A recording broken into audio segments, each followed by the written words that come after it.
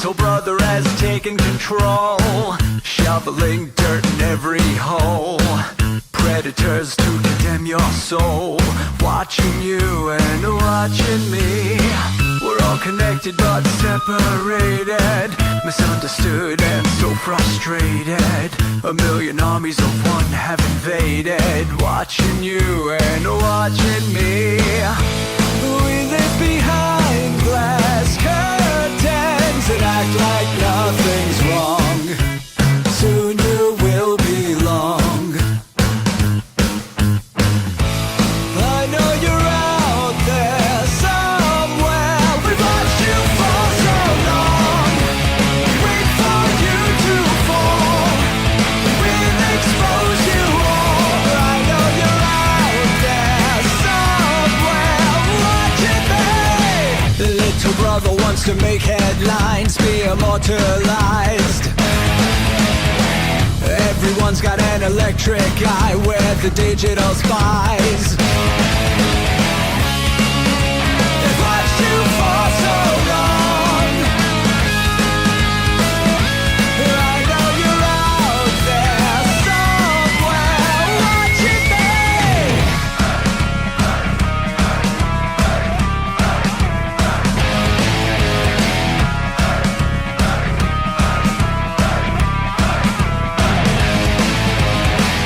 We the people have taken over. We the people are little brother, standing by to dethrone each other, watching you and watching me. Paranoid, the lens is our weapon, desensitized in our lust for attention, democratized by our voyeur obsessions, watching you and watching me. Slaves to perfection, don't let them project you as you are. Feel your every flaw. I know you're out there somewhere. We've watched you for so long. Wait for you to fall. We'll expose you all. I know you're out there somewhere watching me. Little brother wants to make headlines, be immortalized. Everyone's got an electric eye with the digital spies. They've watched you for so long.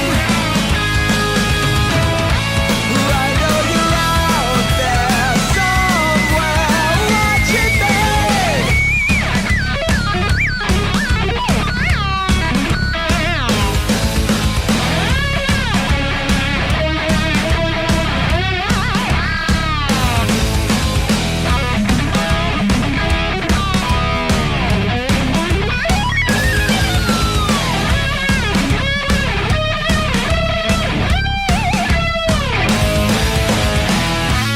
I know you're out there somewhere.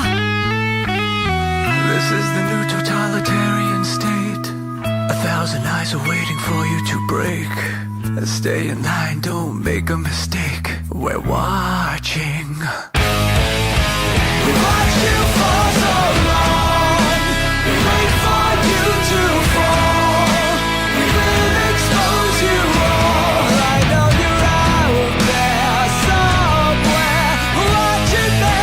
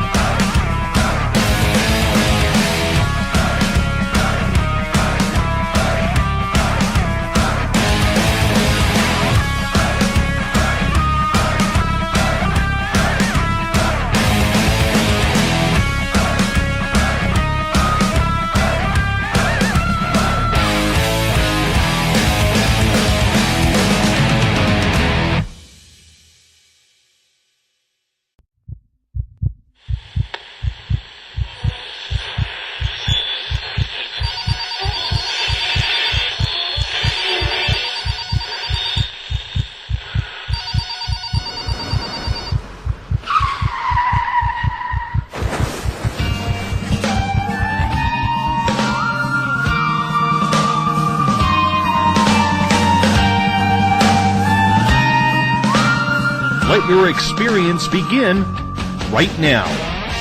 From high atop the mountains of British Columbia to you listening around the world, this is Spaced Out Radio. You can follow us on our website, spacedoutradio.com, on Twitter, @SpacedOutRadio. Give our Facebook page a like, Spaced Out Radio Show. You can follow us on Instagram, Dave Scott, SOR, or on our YouTube channel, Spaced Out Radio Show.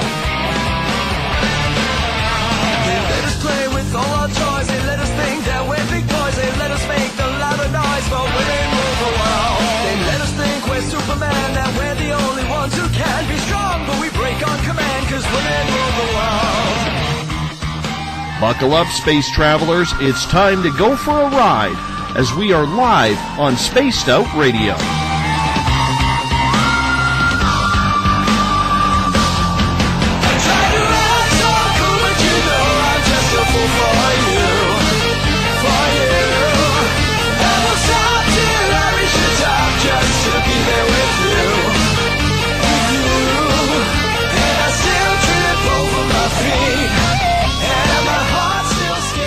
Ignition sequence start. 6, 5, 4, 3, 2, 1.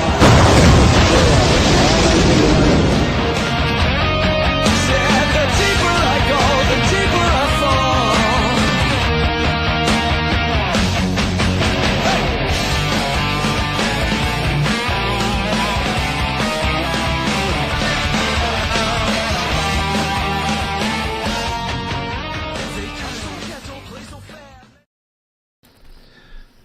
Good evening and welcome to Spaced Out Radio tonight. I am your host, Dave Scott, and thanks for listening in at spacedoutradio.com, on Spreaker, and on Revolution Radio. We welcome you to tonight's show as we broadcast out of Uncle Jimbo's cabin right here in the Great White North.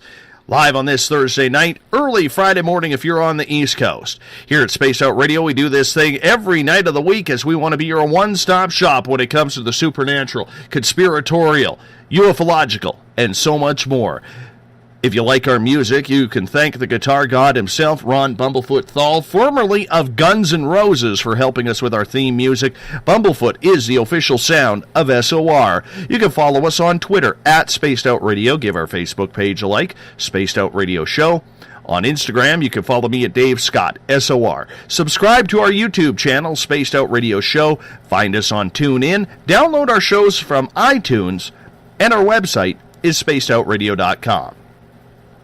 At this time, we say hi, how are you to everyone listening in on the Revolution Radio chat room, on the High Plains Talk Radio Network, in the Space Out Radio chat room on Spreaker, along with our fans on Facebook at Euphoria Chronicles, Chronicles of the Unknown, Forest Moon Paranormal, and our flagship chat room, the SOR Space Travelers.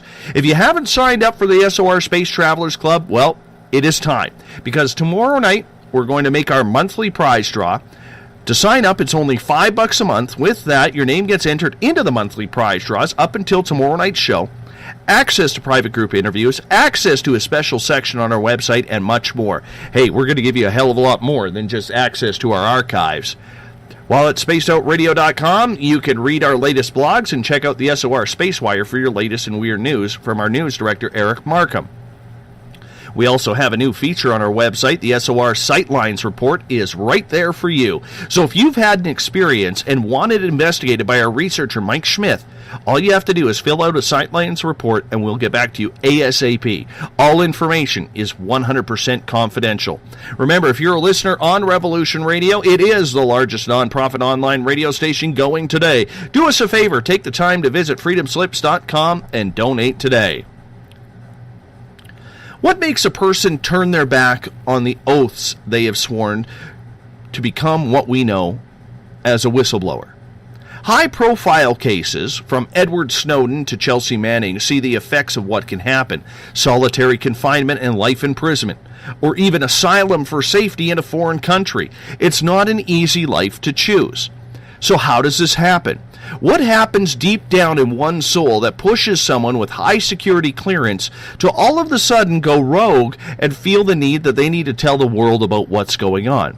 I mean, this could be the difference between life and death. On Spaced Out Radio before, we have had whistleblowers on as guests. Reminds me of Randy Kramer's interview. You know, the guy who says he was on the secret space program, who spent 17 of his 20 years in the Marines, stationed on Mars? Well, we were his 14th interview that he had done at the time. And the 6th one to be hacked. Hacked to the point where we couldn't even do the show. Things happen, and strange things happen. So what drives people to come out and tell the truth? Chuck Montano is one of these people. He's written about his experiences in a tell-all book called Los Alamos, Secret Colony, Hidden Truths, a Whistleblower's Diary. I mean, this is literally putting your life on the line. You never feel safe. I'm not even sure if Chuck feels any comfortability anymore. We're going to find out about Los Alamos and why Chuck Montano went rogue. Chuck, welcome to Spaced Out Radio tonight. It's good to have you on. You're going to be with us for the full show. Glad you could be with us, my friend. Hi, Dave. Thanks for having me on.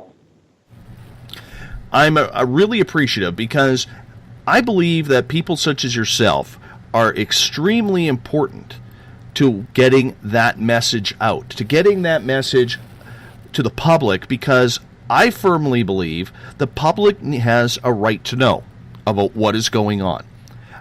Journalism doesn't do it anymore. That was their job until it became more infotainment. So before we get into the heavy dealings of you being a whistleblower, I'd love it if you took a few minutes to tell our audience what you're all about, how you got started. Sure. Well, I worked at Los Alamos National Laboratory for 32 years. I grew up in Santa Fe, New Mexico, which is about 30 minutes away from Los Alamos, and I lived with my family in Los Alamos for 20 years, 20 of those 32 years. And basically my background is in the audits and investigations field. I'm a certified fraud examiner, so I did do fraud examinations as well.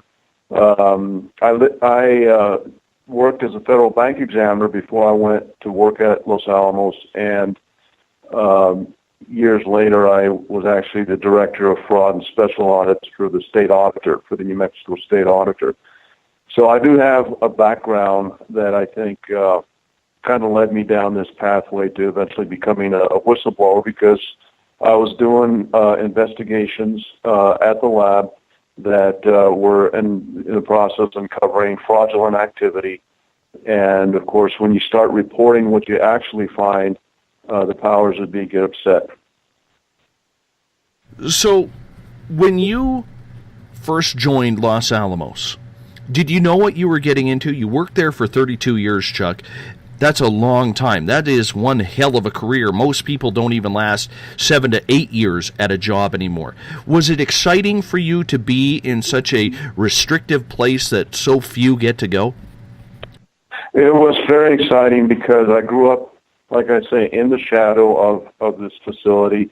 And, of course, this is the facility that gave birth to the atomic age. The world's first atomic bomb was designed and built in Los Alamos and detonated in southern New Mexico. That's at the Trinity site. So there was a lot of history there. And, of course, I was fascinated with nuclear technology and nuclear weapons and the strategic value that they provide to the country. So, yeah, there's a lot of history in it, and I think most people that go work up there, I'd venture to guess all of them, are very much moved by that history and excited to be part of it. It took me, I think, about 10 years, 10, 12 years to finally begin to open my eyes to what was really going on.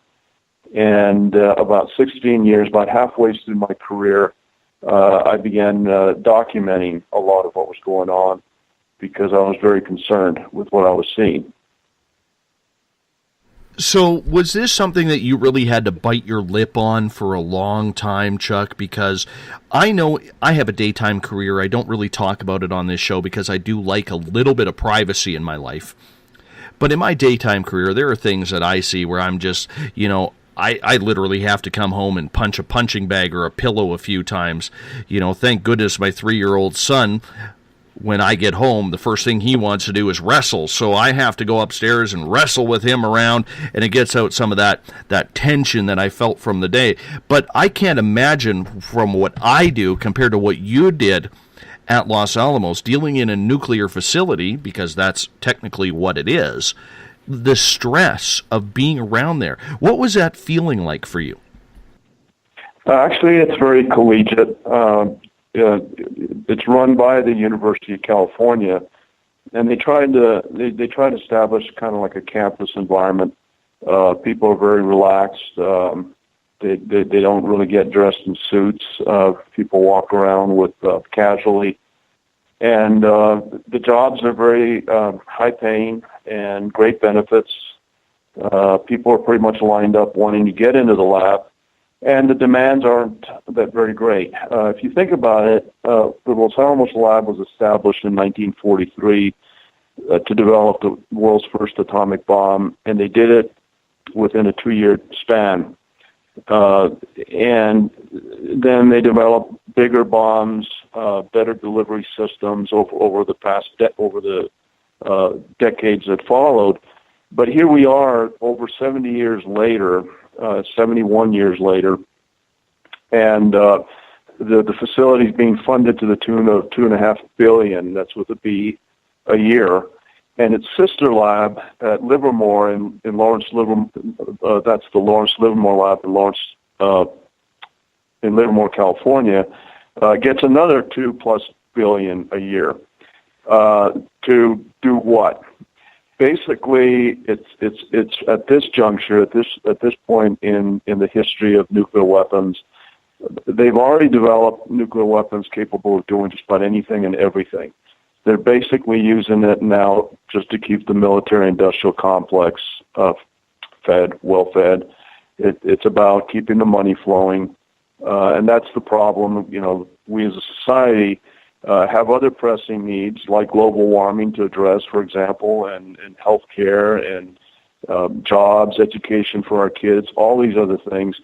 But we represent in the U.S. 5% of the world population, and yet we spend 65% of the world budget on defense. There's something not right with this picture. No, I fully agree. And you know what? That's one of the things I have troubles being a Canadian understanding. Because, Chuck, up here, our defense budget is, I believe, half of what our healthcare budget is. And that's being honestly truthful. When it comes down to election time, it isn't about how much we are going to spend on weaponry. It is about how are we going to improve the health care of the country. But it's a different thinking. We got Big Brother to the south, where if anybody came over here, we know that the world's policeman is going to help us out. We're not a big military up here, but we're not a small one. I would consider us a very mid-sized military.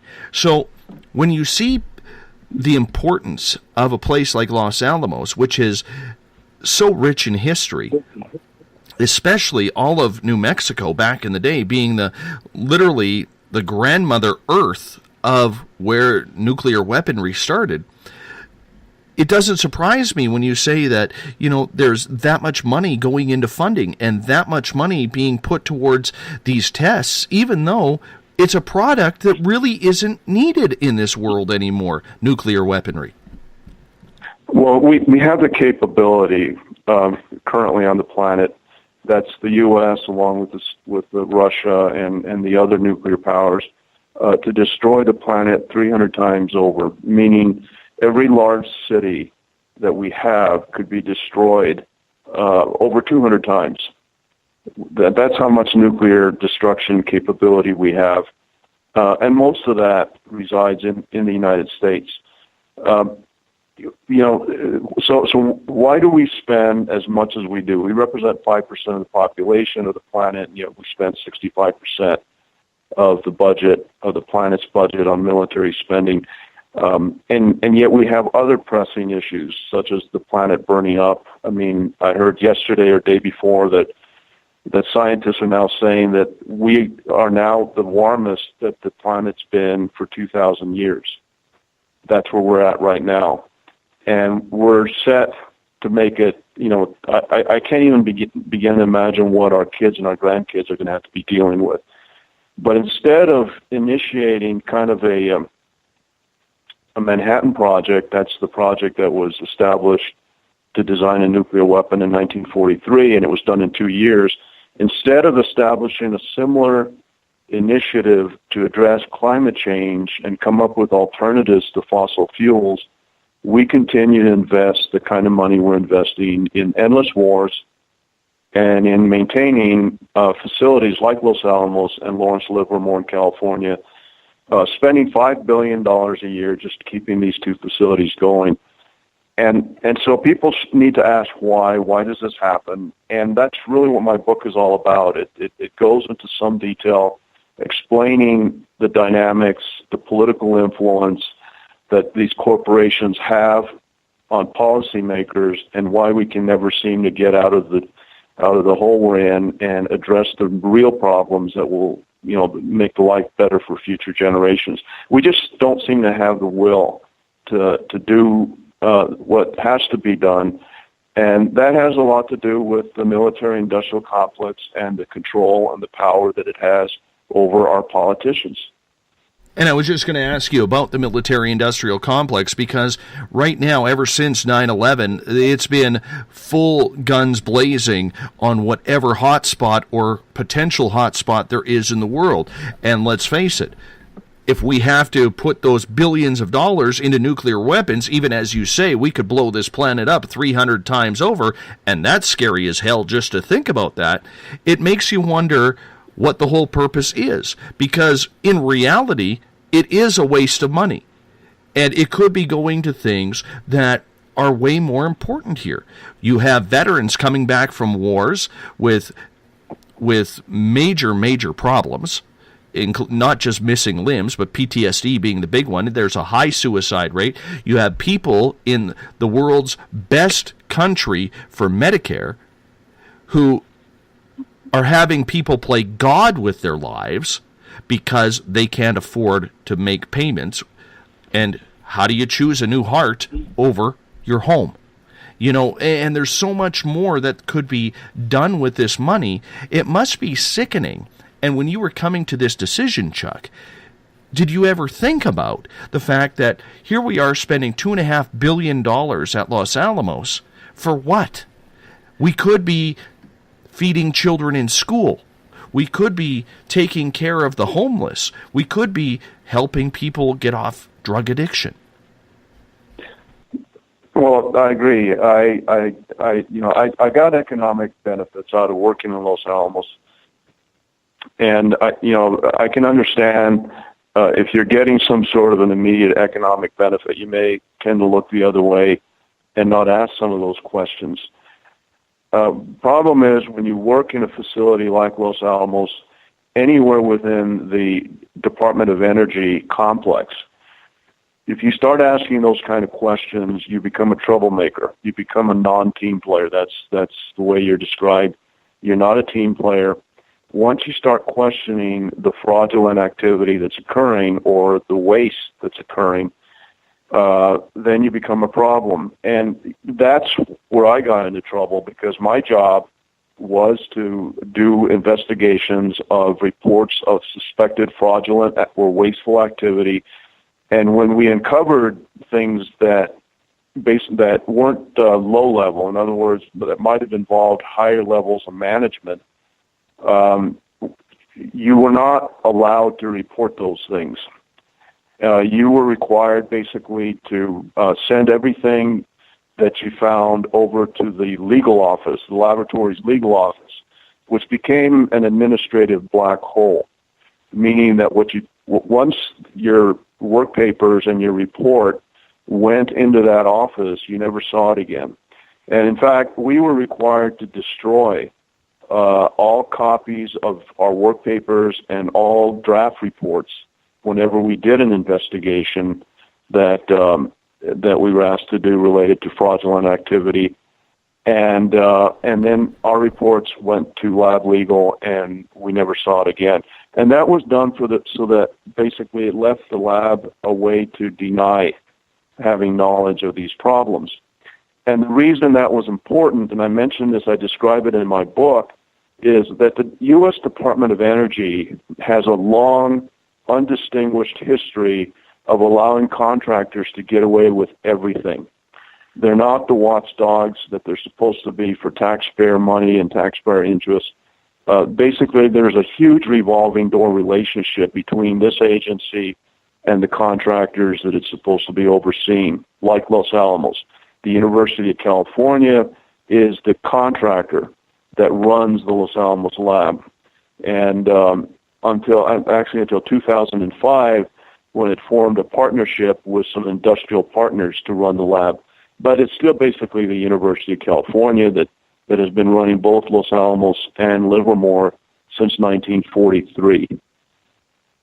So yeah, you do get into trouble when you do actually find these things, these fraudulent and wasteful activities that are occurring that are costing taxpayers hundreds of millions of dollars a year, and you get in trouble when you try to report these things, and there are mechanisms in place to ensure that you cannot. It's funny that you mentioned that you basically had to shred your own reports, because I know another whistleblower who has been on this show, Douglas Dietrich, who, when he worked in the Navy, that was his job, was to shred secret reports or, confidential reports, high security reports, just so that's as far as they would end.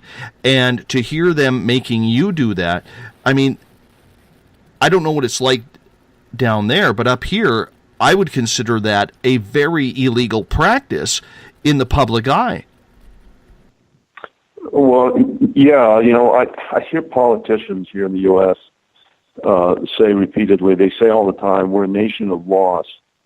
But what they don't point out is that we're a nation of laws that are selectively enforced, and laws really that are designed to keep the masses under control and allow the privileged few to get away with their shenanigans. Again, I give specific examples in my book. I tie it together. I connect the dots that shows precisely what I'm talking about when I say that, the law is only as good as those that will enforce it. And there are a lot of laws that don't get enforced, particularly if you're dealing with very powerful special interests. And when you're talking about the military-industrial complex, and you're talking about these large corporations that make hundreds and hundreds of millions of dollars off of these facilities, you go to your elected representatives, and you very quickly learn, if you've ever been to Washington, D.C. and walked the halls of Washington, D.C. and visited with different elected representatives, and I've done that. I've done that with the Alliance for Nuclear Accountability. I did it this year and I did it last year. Our politicians are basically, they're looking for ways to fund their campaigns. We have a money-based system here in the U.S. where if you want to stay in office, you got to raise a lot of money to stay in office. And really serving the public need doesn't really keep you in office. Money is what keeps you in office. So these special interests, these corporations that make tons of money by doing the kind of things they're doing at facilities like Los Alamos, all the waste, all the fraud, there's never any accountability. There's really no willpower there on the part of the political establishment or the legal process to hold them accountable. We as taxpayers in the U.S., we provide these contractors we reimburse them for all of their legal costs that they incur fighting whistleblowers and driving them out of a job once they become whistleblowers. They get reimbursed every dime. I was in Washington, D.C. in April talking to a high-level Department of Energy official, or called NSSA, what's their other acronym? But it's a Department of Energy, basically, official. And I was there at the Forrestal building along with Tom Carpenter of the GAP, that's the Government Accountability Project, out of Washington State, and a few other members of this alliance. This is an alliance that's formed from organizations throughout the U.S. who have concerns about some of the activities that these facilities, nuclear facilities, some of the problems they're creating in their communities. And once a year, we all get together and we meet in Washington, D.C., and we do our lobbying. And I was in this one meeting with high-ranking DOE officials, and I asked the question, what do you do to protect whistleblowers? Like myself, I said I worked at the lab for 32 years, and I became a whistleblower, and eventually I left the lab earlier than I really intended to, largely because of the retaliation. And I said, I don't see where there's any protection. I've lived through it. I've seen it up close, and I don't see where the protection is. Maybe you can clarify what it is that you do to protect whistleblowers, because the Department of Energy, the federal government requires employees of contractors like the University of California. We're required to report fraud, waste, and abuse. There's a regulation that specifically requires us to do that. There's another regulation that requires the contractor to cooperate with any investigations related to whistleblowers blowing the whistle. But that's on paper. What happens in reality is very different. And that's what I was explaining to this high-ranking department official. And he goes on to start to tell me that there's policies in place, there's procedures, there's whistleblower hotlines. And I said, wait a minute. The reality is you do not support whistleblowers. And I'll tell you why you don't. Because you don't put your money where your mouth is. You pay contractors, you reimburse them every dime they spend litigating and driving whistleblowers out of their jobs. They get reimbursed even if they lose in court, even if the contractor loses in court later on, which can take years. We're talking about a process that can take years and years and years. Not many individuals have the money or the resources or the emotional stamina to deal with lawsuits that'll drag on for years. And this is what they put you through as a whistleblower, with the notion that you'll eventually give up or you'll go bankrupt or even die. You'll die of the stress. And I told this Department of Energy official all this, and he looks at me, he kind of slumps back in his chair, and he says, all I can say is that politically our hands are tied. We have no choice in the matter. We have to reimburse the contractors. So this is a political decision. Our elected officials are telling us one thing when the cameras are rolling. They're talking about protecting whistleblowers, and then you look at the reality. Look at Edward Snowden, right? Look at Chelsea Manning. Look at what's really going on, and who's paying the price in the end besides the whistleblower? The taxpayer. That is a huge comment to make about the taxpayer, because in the end, whether it's the lawyers, whether it's the lobbyists, whether it's the government officials, it's the taxpayer who is on the hook and the taxpayer who is getting screwed out of the truth. Which is exactly why we spend $2.5 billion at a facility that basically developed nuclear weapons and all there is to know about nuclear weapons 20 years ago. But yet we continue to dish out that kind of money every single year. That's exactly why we're 5% of the population, but yet spend 65% of the world's spending on defense. There are no controls. It's all about money, and it's about keeping politicians in office. In order to do that, they got to make money, and the only people that are making sufficient donations to them to keep them in office are these contractors. I want to get to your family for a few minutes before we go hardcore again into you making that decision to come out with all of this.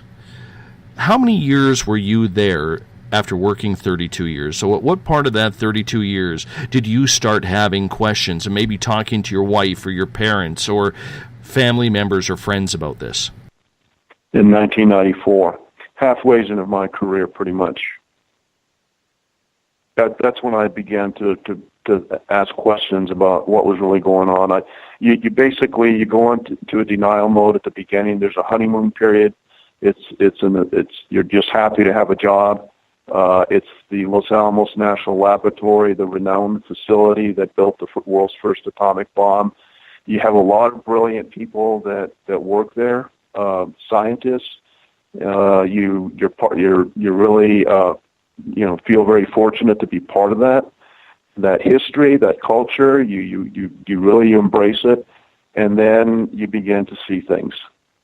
And that happened about halfway into my 32 years. So at that halfway point, when you would come home, what were you feeling? Like you would go to work, and I'm sure a lot of people have had this feeling where they go to work and they're just sick and tired of going to work because of backyard politics, or, there's always a bully around the office or the job site. What was it a day like for you from start to finish? Well, I became a labor organizer in 1994. That's what I did to cope. I felt that I couldn't just, bite my lip and deal with it and then hope, that I could last long enough to retire someday and not stroke out. I actually became a labor organizer and organized the labs, the Los Alamos Laboratories' first labor organization in 1995. And it was in conjunction with a major lab-wide layoff that was being initiated at the time. And the purpose of the layoff was really to target older workers and whistleblowers and people that had complained about mistreatment, sexual harassment. Basically, it was open season on workers. And this was done in conjunction in 1993, 1994, that time frame when the Soviet Union collapsed. And there was after the Soviet Union collapsed, there was a decision made to downsize the production side of the nuclear weapons complex, meaning the side that produces nuclear warheads and delivery systems to put into ships and planes and tanks. Basically, the number of nuclear warheads the need for them was going to diminish because of the treaties, the SALT treaty with Russia, and with the reduction in the military posturing between the U.S. and the Soviet Union. With the Soviet Union no longer being there, the number of delivery systems and warheads was going to drop. But this was all happening on the production side. That's the side that actually produces the widgets.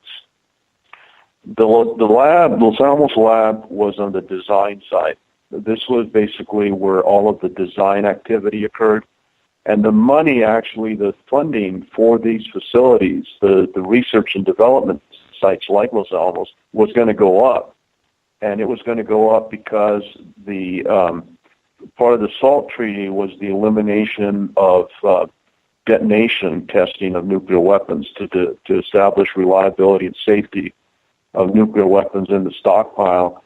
They used to go out to the Nevada test site here in the U.S. and detonate these things periodically to see, how they were holding up to aging and being in the stockpile without being used. And so they would take out a sample they'd sample a few nuclear designs and warheads every once in a while, take them out to Nevada, drill holes into the ground, and then detonate them in underneath and create huge caverns. So that was all coming to an end. So the research facilities like Los Alamos needed a way to determine the safety and reliability of nuclear weapons without detonation testing. And they call that program the Stockpile Stewardship Program, which was a huge pot of money that was at that point going to be directed at Los Alamos and at Livermore to come up with diagnostic techniques, meaning supercomputers and diagnostic facilities that could model and mimic what a detonation would do to different weapons components. And so there was a lot of money that was allocated and was being forecast to be directed at Los Alamos and Livermore. So there was really no need to downsize. That's the moral to that story. There was no need for the Los Alamos lab to downsize as part of the end of the Soviet Union. The downsizing was occurring it was really supposed to occur on the production side of the house. Those facilities within the Department of Energy complex that were actually producing delivery systems. That is amazing and extremely heavy for someone such as myself to actually hear all of that. I mean, that's that's what led to my becoming a labor organizer, is because the lab was using that as an excuse to target workers that they wanted to get rid of. And a lot of them were people that had complained about fraudulent activity, wasteful activity, abuse, had rebuffed a supervisor that had made sexual advances. I mean, there were just any number of bad reasons for why people were being targeted. Seniority didn't matter, and performance didn't matter, years of service, none of that mattered. And I write about that to a large extent in my book, because I want to lay the foundation in my book so that people can understand the culture before they get to the climax of the book and what really led me to write the book to begin with. I made that decision in 2003, and I can discuss that later on. When you decided and you felt the anger and the energy building up that you had to be the man to say something, Chuck, what was going through your mind at that time, and what was going through the people you invested the time into to have these discussions with? Because I know, for instance, I discuss everything with my wife. She is my backbone, and she is someone whom, I just feel comfortable in doing that with. I also discuss a lot with my dad. Did you have a peer core of people that you were continually talking to get advice from, to whether or not that you were eventually going to expose what you learned? Well, I was in communications with the other workers at the lab. I really didn't bring home a lot of this and discuss it with my wife because of classification issues, and I really didn't want to drag her into this. I didn't want her to really feel any kind of concern with where this thing might lead. It was mainly I was talking to other lab workers that were feeling the same way I was, that there was no accountability. Managers were basically allowed to do whatever they wanted. What brought everything to a head with the workforce was the layoff, the lab-wide layoff, and all of a sudden people were feeling like they were being targeted. People that had spoken up in the past all of a sudden were feeling insecure. So that's basically that was my sounding board. Well, at least you had one, because there's a lot of people in your situation with that type of stress, holding that type of knowledge, that are people who sometimes just lose it, have a mental breakdown, an emotional breakdown, or maybe even, psychiatric problems. Suicide comes to note. But you had that stability with you to keep you on the right track. You were lucky. Yeah, I would not recommend people that are contemplating becoming whistleblowers or engaging in litigation against very powerful institutions like the Los Alamos Lab, the Department of Energy, and the University of California combined. In my case, I wouldn't recommend they do it if they don't have the right temperament. And in order to have what I mean by that is you have to know what you're going to be going up against. You have to have expectations that are rooted in reality. If you really, I mentioned this to the laid off workers because they did actually have one round of layoffs during that time, and I organized these workers. I was not included in that layoff, but the lab had announced there was going to be 3 layoffs, and they started with the one in 1994, and then there was going to be one in 95 and one in 96. I organized the workers at that point that were still at the lab and the ones that had been laid off. And at one of our meetings, I said, look, folks, now we're dealing with reality. Truth, justice, and the American way, that's only in the Superman comic books. Now what you're going to discover is that the people you elect to serve you in office aren't going to come to your aid. You're going to discover that attorneys are going to get hired, and they're going to lie about you. They're going to lie about your performance. They're going to try to portray you as deserving of being selected for termination. You're going to find a judicial system that doesn't always work in favor of justice. We're a country of laws. There's a difference between laws and justice. And so I was trying to get people to come face to face with the harsh reality of what we were going to be dealing with.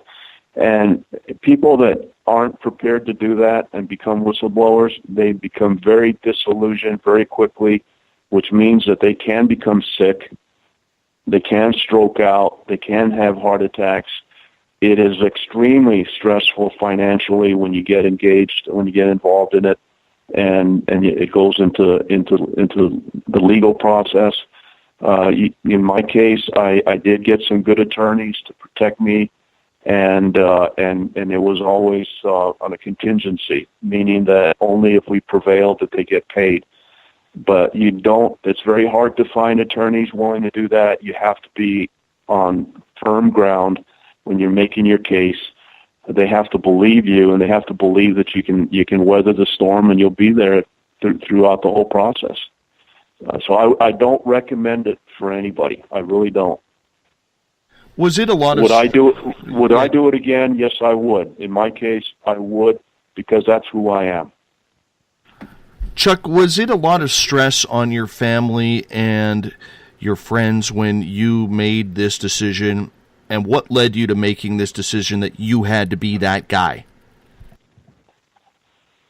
Well, I'm sure it was a lot of stress on my wife. I'm sure she felt some of the stress, even though I tried not to bring it home and lay it on her shoulders. It does. It wears on me. I mean, even though I felt like I was holding up pretty well, there are many sleepless nights. You're constantly having to look over your shoulder. I never discussed any of my concerns openly at work with colleagues. That's the worst thing to do, because then you're providing your employer ammunition to terminate you. So you have to be very careful. You have to continue to do your job, perform. Most of my organizing and strategizing and dealing with the media, because I was very public at the time, I felt being a public figure would protect me from just being terminated outright. So the issues I was bringing to surface, I could support them. They were documented. The lab had a very hard time trying to question my credentials, because I have an MBA and I have 4 professional certifications that makes me a subject matter expert in the areas that I was critiquing in my whistleblowing. So the lab never could ever really try to portray me as being unqualified to be making some of the statements I was making or some of the claims I was making. Plus, my job was to actually go and find fraudulent activity and to report it, to document it and report it. So in my case, that was my job, and when I did my job, I got into trouble for doing that. I have a question from Mario in the Space Out Radio chat room here. And he is asking, earlier in the show you mentioned the word government contractors. Exactly what are these contractors used for?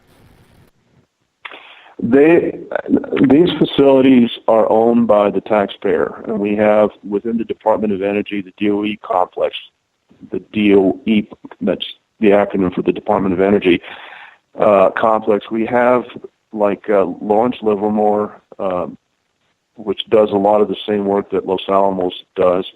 We have a facility at Berkeley in California, which does other types of research.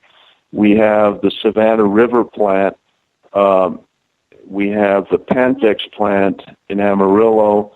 The Department of Energy has these facilities all across the country. They're owned by the taxpayer, but the government chose not to manage these sites. They hire contractors to manage these sites, to run these sites. For Los Alamos, for Lawrence Livermore, and for Berkeley, the University of California is the contractor. For Sandia, it's Lockheed Martin. for Pantex and Amarillo right now, I'm not sure. I think I'm not sure who it is anymore. But you have these large, like Bechtel, BWXT, the Washington Group. These are very large, powerful corporate interests. These are the contractors. And are they all taxpayer funded? Are they all private? How does that split up? These facilities are owned by the taxpayer, and they pay the contractors a fee. And the way the Department of Energy has allowed a lot of these facilities to be run by limited liability corporations, which are these contractors that they incorporate as a LLC, a limited liability corporation, to help shield them from legal liability and to make it more difficult for the public to request information from these facilities under the Freedom of Information Act. For example, when the Los Alamos lab was run only by the University of California up until 2005, from 1943 to 2005, the University of California ran the Los Alamos lab on its own.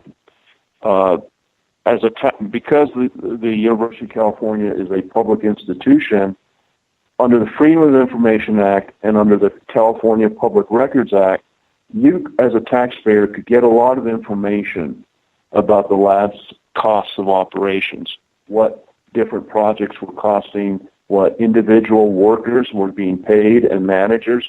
You could get all that information. In fact, everybody's salary, including mine, was available for anybody that wanted to find out what I was earning at the lab under the University of California. In 2005, the University of California, because the Department of Energy allowed this to happen, formed an LLC with Bechtel Corporation, the BWXT Corporation, and the Washington Group. These are very large industrial partners that basically doubled and quadrupled the political influence the lab had with their involvement. And the LLC format then all of a sudden made that information that was previously accessible to the general public, it made it private information.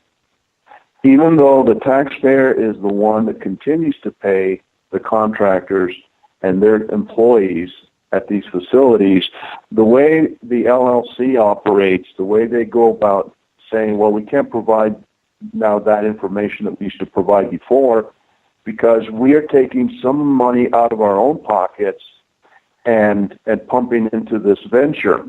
And because we consider this to be proprietary information, we don't want our competitors to know how much of our own private investment we're making at these facilities. This information is now no longer public. So they could literally just pump in $1 into the process, into the funding stream, and use that argument and get away with it. What is material unaccounted for? That's the term MUF. Material unaccounted for is a term that's used in the area where you manage radioactive materials. I started working at the lab in the area called the Special Nuclear Materials area. My job was to help keep track of the movements and the storage of these nuclear materials. These are radioactive materials such as plutonium and uranium. Everybody knows about them, bomb-making materials. Anything that has to be under federal law has to be tracked and kept track of. So at any point in time, we maintained an inventory, a system that kept track of the movements of all of this material. And in Los Alamos, we had process streams where we were producing plutonium pits these were experimental pits, warheads that would then be sent out to Nevada and tested. If they worked the way the scientists had projected they would work, then they would then become part of the stockpile. They would be produced as part of the production effort out of Rocky Flats and outside of Denver, Colorado. They would produce the pits in large volumes and large quantities, and then these would be used in the delivery systems. These new designs of warheads were dictated basically by the Army, the Navy, the Marines, the Air Force. Whatever they envisioned the battlefield scenario would require, they go to places like Los Alamos or Livermore and basically say, we need a new warhead to fit in this kind of in this new plane that we're getting, and we need a delivery system for this type of a battlefield scenario. And then the scientists go about trying to develop it, and then they have to do the testing, which is what they used to do in Nevada.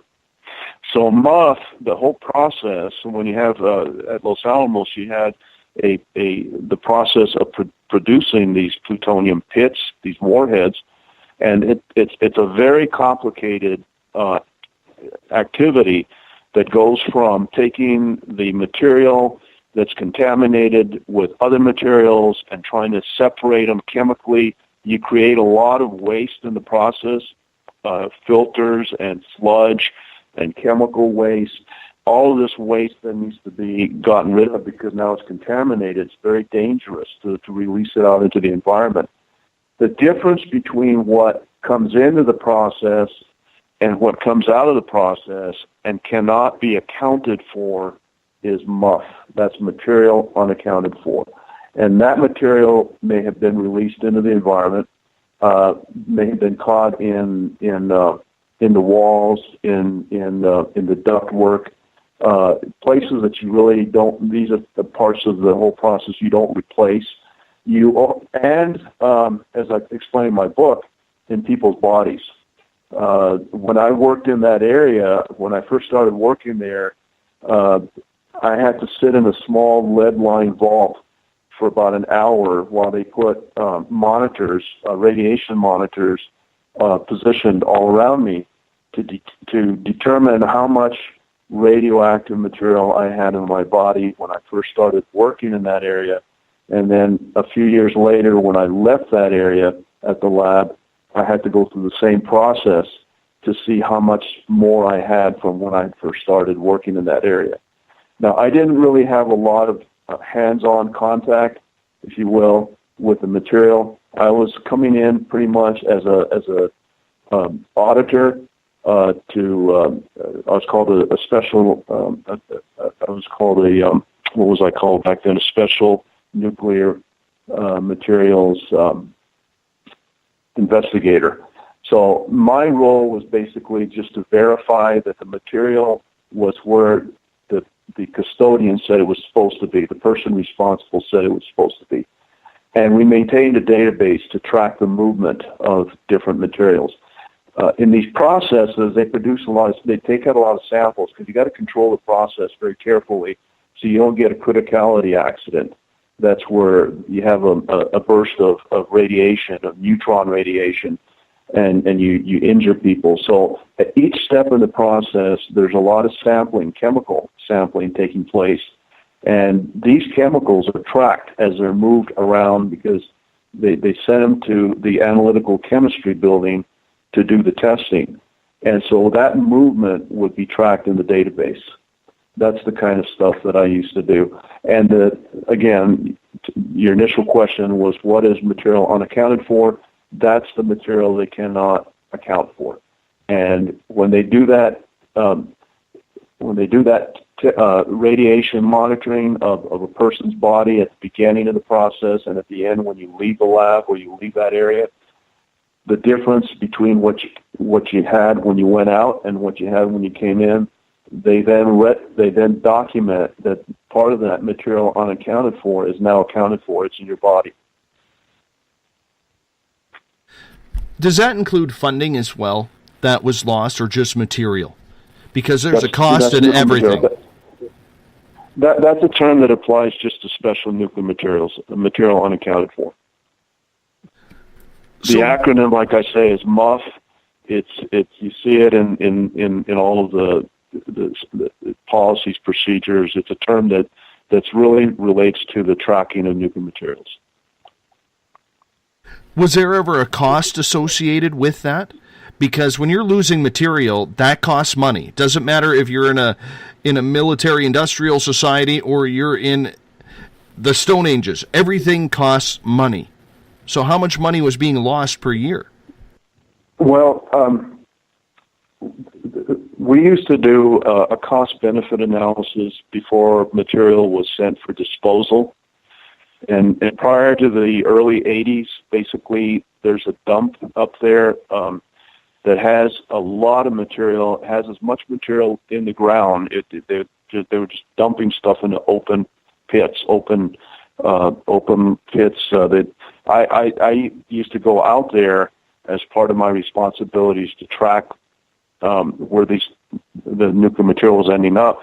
And so some of that material is contaminated waste.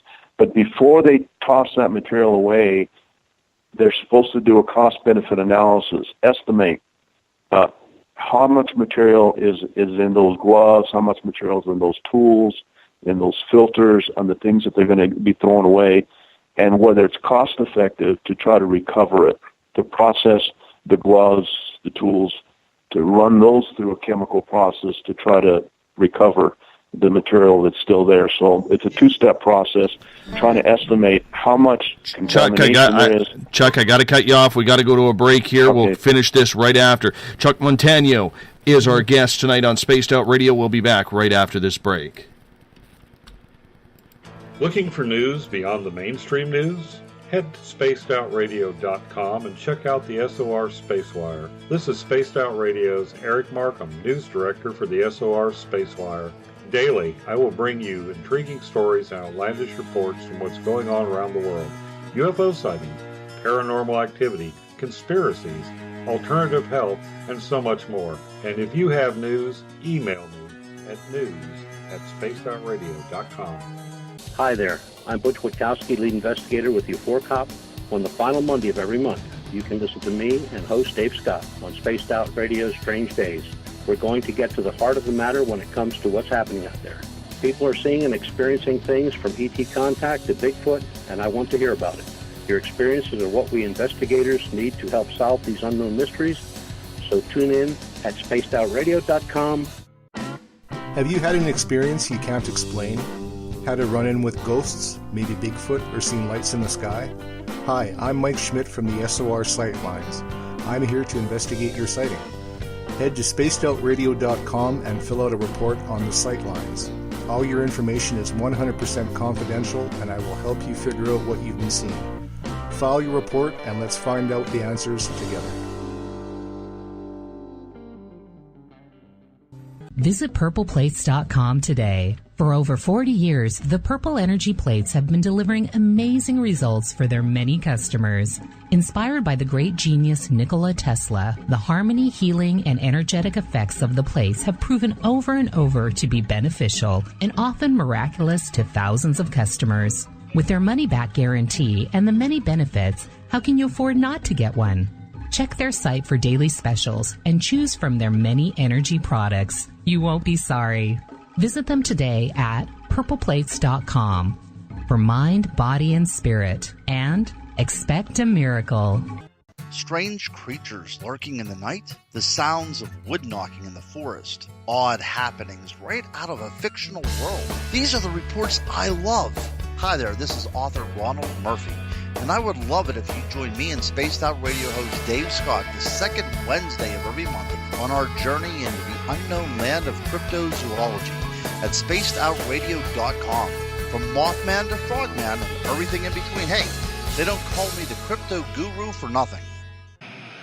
Are you interested in advertising on Spaced Out Radio? Head to our website at spacedoutradio.com and click on our advertising tab.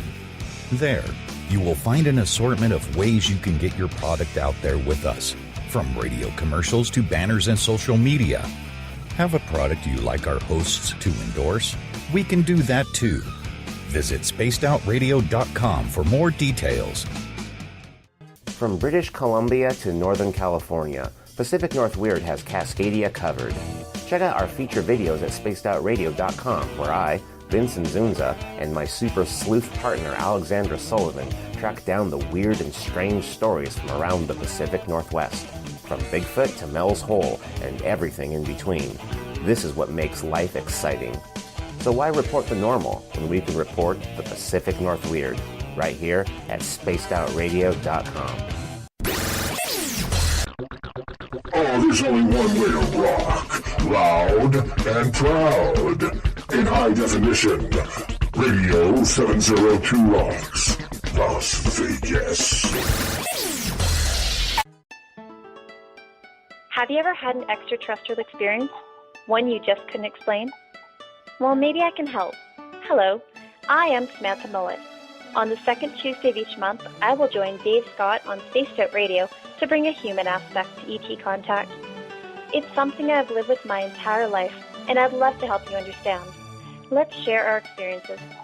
The ET Experience, the second Tuesday of each month, only on Spaced Out Radio. Hi there, this is Jolene with Reveal Reiki and Readings, and I want you to relax. Let me help you chill out and get in touch with your body, mind, and soul. In this busy world, sometimes we need to let go, and this is where I can help. Visit my website, rivioletr.wix.com/rivioletrr&r. Every Saturday and Sunday night, as Dave Scott wanders aimlessly in the wilderness. You can come hang out with me, James Tyson, in Spaced Out Weekend. Starting at 9 p.m. Pacific, midnight Eastern, I'll take you along as we talk with some of the best experts in their fields. SpacedOutRadio.com is the place to find us. So sit down, relax, put your feet up. Enjoy the topics like the paranormal, supernatural, intuitiveness, and so much more. Hope to see you there. Hi there, this is your psychic medium, Joanna, and I would love it if you would join us every other Sunday on Spaced Out Weekend. With host James Tyson, we'll bring you personal psychic messages on two mediums and a large. Questions about love, life, career changes. We would love it if you would come and join us live. Call in and listen in for the experience. Allow us to open the doors to your other side. Two mediums and a large, heard only on Spaced Out Weekend at spacedoutradio.com. Would you like to become one of our space travelers? All you have to do is click on the Space Travelers icon at spacedoutradio.com. For only $5 a month, you can get access to some great prizes, as well as private monthly shows, newsletters, and a members-only section on our website. Become a space traveler today.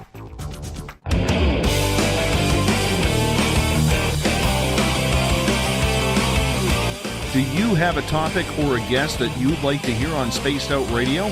Let us know at spacedoutradio.com, where you can sign up to become a Space Traveler member today. Or you can find us on Twitter at Spaced Out Radio and on our Facebook page, Spaced Out Radio Show. Gloria's favorite song of Mr. Bumblefoot, Ron and THAL. Bumblefoot is the official music of Spaced Out Radio. Hey, tomorrow night on the show, the SOR Roundtable, we're bringing in a panel who is going to debate the hot topics of the month that was. Can you believe we're through September already? Tomorrow night, 9 p.m. Pacific, midnight Eastern time, right here at spacedoutradio.com. If you are an SOR space traveler, Bill Cardwell has set the password for you tonight. I knew I'd butcher this one. Spuriousness. Spuriousness is your password. Make sure you use it wisely, space travelers. You know what it's for. It's very important that you never, ever lose track of what the password is. If you are listening in on Revolution Radio, remember the Double R Machine is a donation station financed by you, the valued listener. Do us a favor and donate today at freedomslips.com.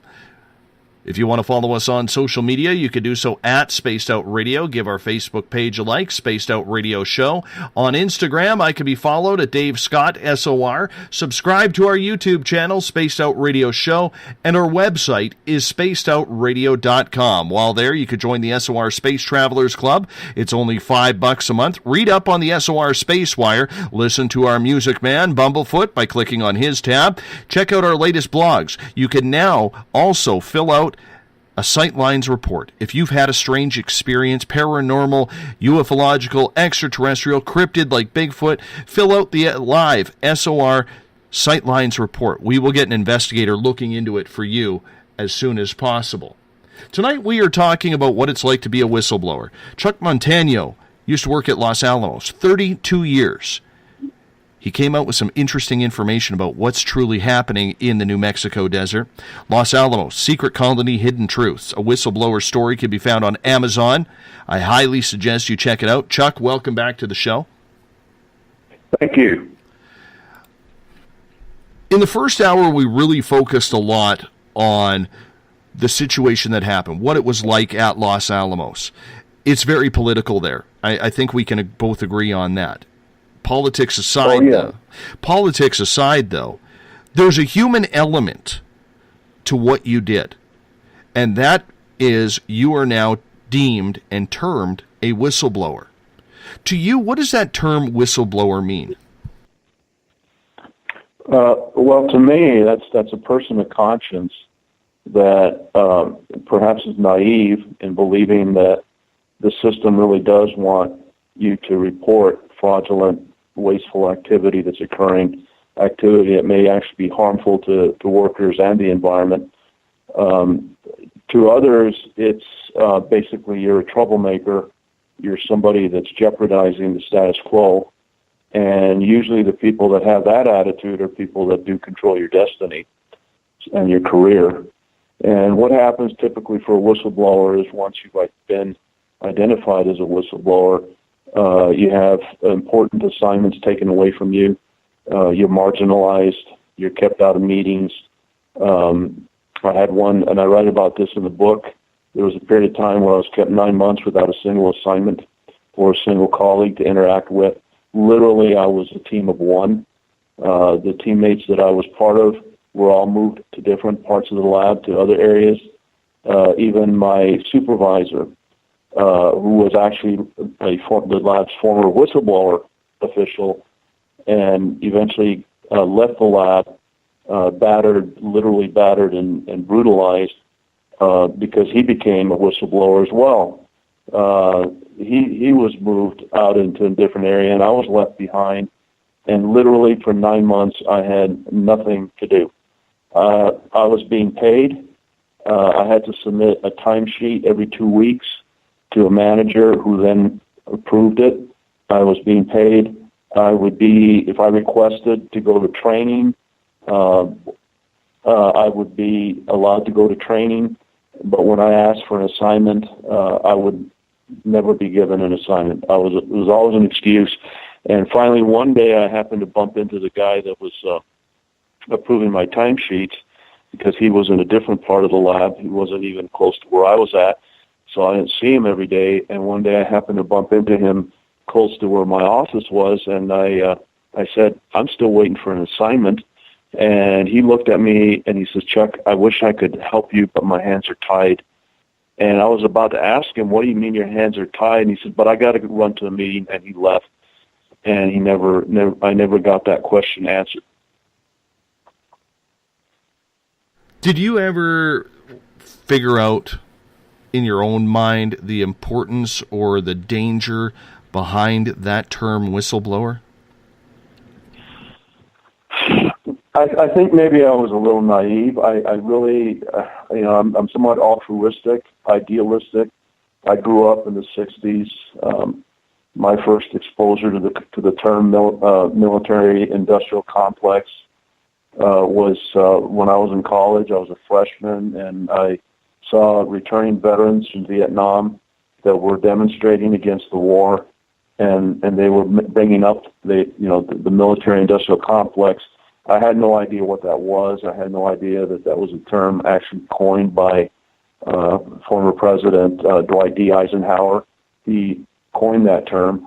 I learned about all that in the process of becoming a whistleblower, but I honestly didn't feel threatened or it was a dangerous thing to do at the time. I thought I was doing the right thing. There are so many people speaking out these days, Chuck. Whether it's Edward Snowden, he'd be the kingpin of the whistleblowers. We got Julian Assange, we got Douglas Dietrich, we have Stephen Kelly, we have Randy Kramer. And yet, in the public's mind, you guys are just rogue people who maybe are having a tiff with what you saw, and aren't really paying too much attention to what the whole whistleblower thing is. I mean, there are people who feel sorry for Edward Snowden, but it's mainly the alternative side of the media, the ledger, the people who are thinking outside of the box who are saying, hey, we need to worry about this. You know, he's given some good information here, yet nothing is being followed up upon that. Do you feel alone as a whistleblower in this battle? Yes, you are alone. I mean, there are very few media outlets like yours, for example, that really want to address the issue. The corporate media is just that. They're interested in the bottom line. They're not really interested in informing people. They're interested in making certain that their advertisers continue to buy ads and provide them with money and resources to stay in business. Providing journalism, real journalism, is something that's on its way out, I think. And I don't even think we realize it. I think we now have a generation that assumes watching the news is what we see today and doesn't remember what it was like to have an Edward R. Murrow and those type of journalists out there that were actually informing you of things and telling you about, you know, how your elected leaders were not doing what was in your best interest. You don't hardly hear that anymore. It's about the weather. It's about celebrities and what they're doing in their lives. There's very little real news anymore out there. So whistleblowers who are in the news are pretty much alone. And then we have a system that really punishes whistleblowers. We have a president right now who said he would protect whistleblowers. He's been the worst. We have a president that said he wouldn't bring lobbyists into his administration. First thing he did is he filled his administration with lobbyists. There are just so many things our politicians are getting away with, and we seem to be letting them do it. Bill Cardwell brings up a good point in the SOR Space Travelers Club. He says whistleblowers really are people who get blamed for doing the right thing. Do you agree with that statement? Yes, especially within the institution, because your career is dependent on whether or not you're willing to toe the company line. And so obviously within the institution, somebody that blows a whistle on fraud or waste, your career is probably going to be on firmer ground if you are publicly critical of the person or persons that blew the whistle. What I don't understand is why taxpayers, as in general, don't seem more outraged. Maybe we're just simply overwhelmed. Maybe we're just too busy trying to pay the bills, because now it takes two people to actually maintain a household, and people come home and they're so tired and there's too many distractions, and maybe people just don't care anymore. Do you think that has to do with the fact that this is such a fast-moving society right now with social media like Twitter, Instagram, Facebook? People are always looking for the latest update on the latest news, that they don't have time to dwell on topics anymore because everything needs to be fresh and anew? Yeah, I think that has a lot to do with it. I think we're just being swamped with so much information. People don't really get into the in-depth. The sound bites they get anymore on TV in terms of world news are down at the bottom of the screen. So you got to be reading at the bottom of the screen, and you hardly ever hear the people who are performers more than journalists really give you any news. I saw something the other day which really struck me. It was a very important news story. Very, very important.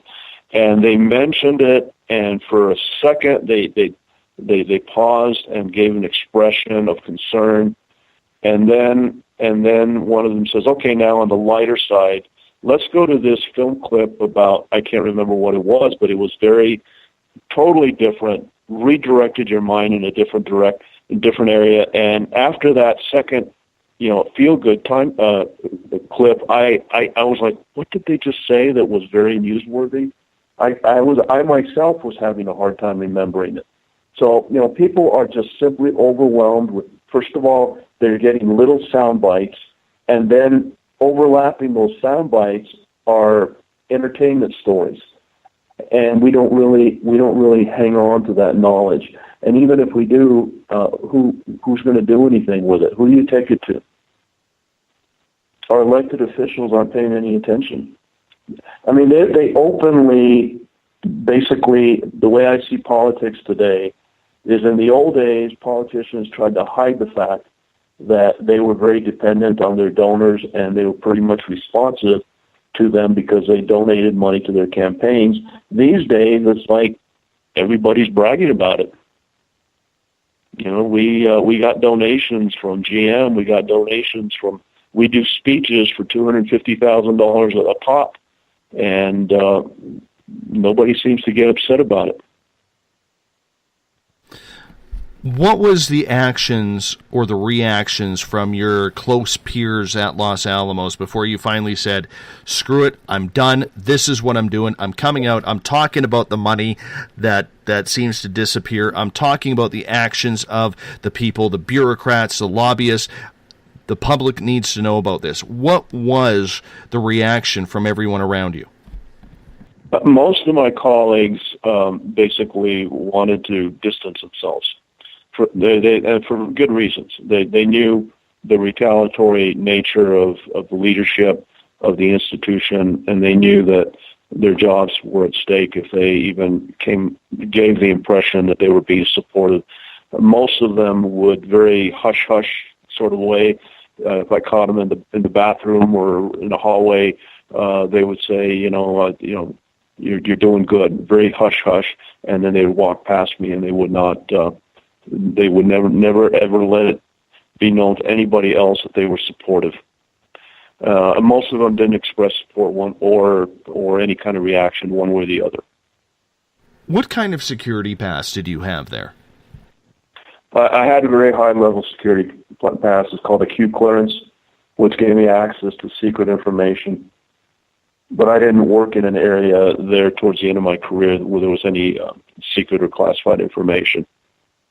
So earlier in my career, when I was doing audits, I worked in areas. When I worked with nuclear materials, the information was classified. The quantities and locations were classified, and the type of materials and how pure they were in terms of the concentration of the fissile material, the plutonium in the matrix.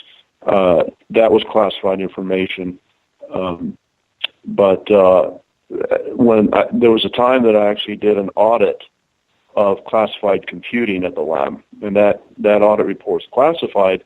But what's interesting about that audit is that typically when you did an audit, because I did work in the audit area as well for a while, where you're trying to identify control weaknesses, and you report that to management with hopes that management will take action to fix it.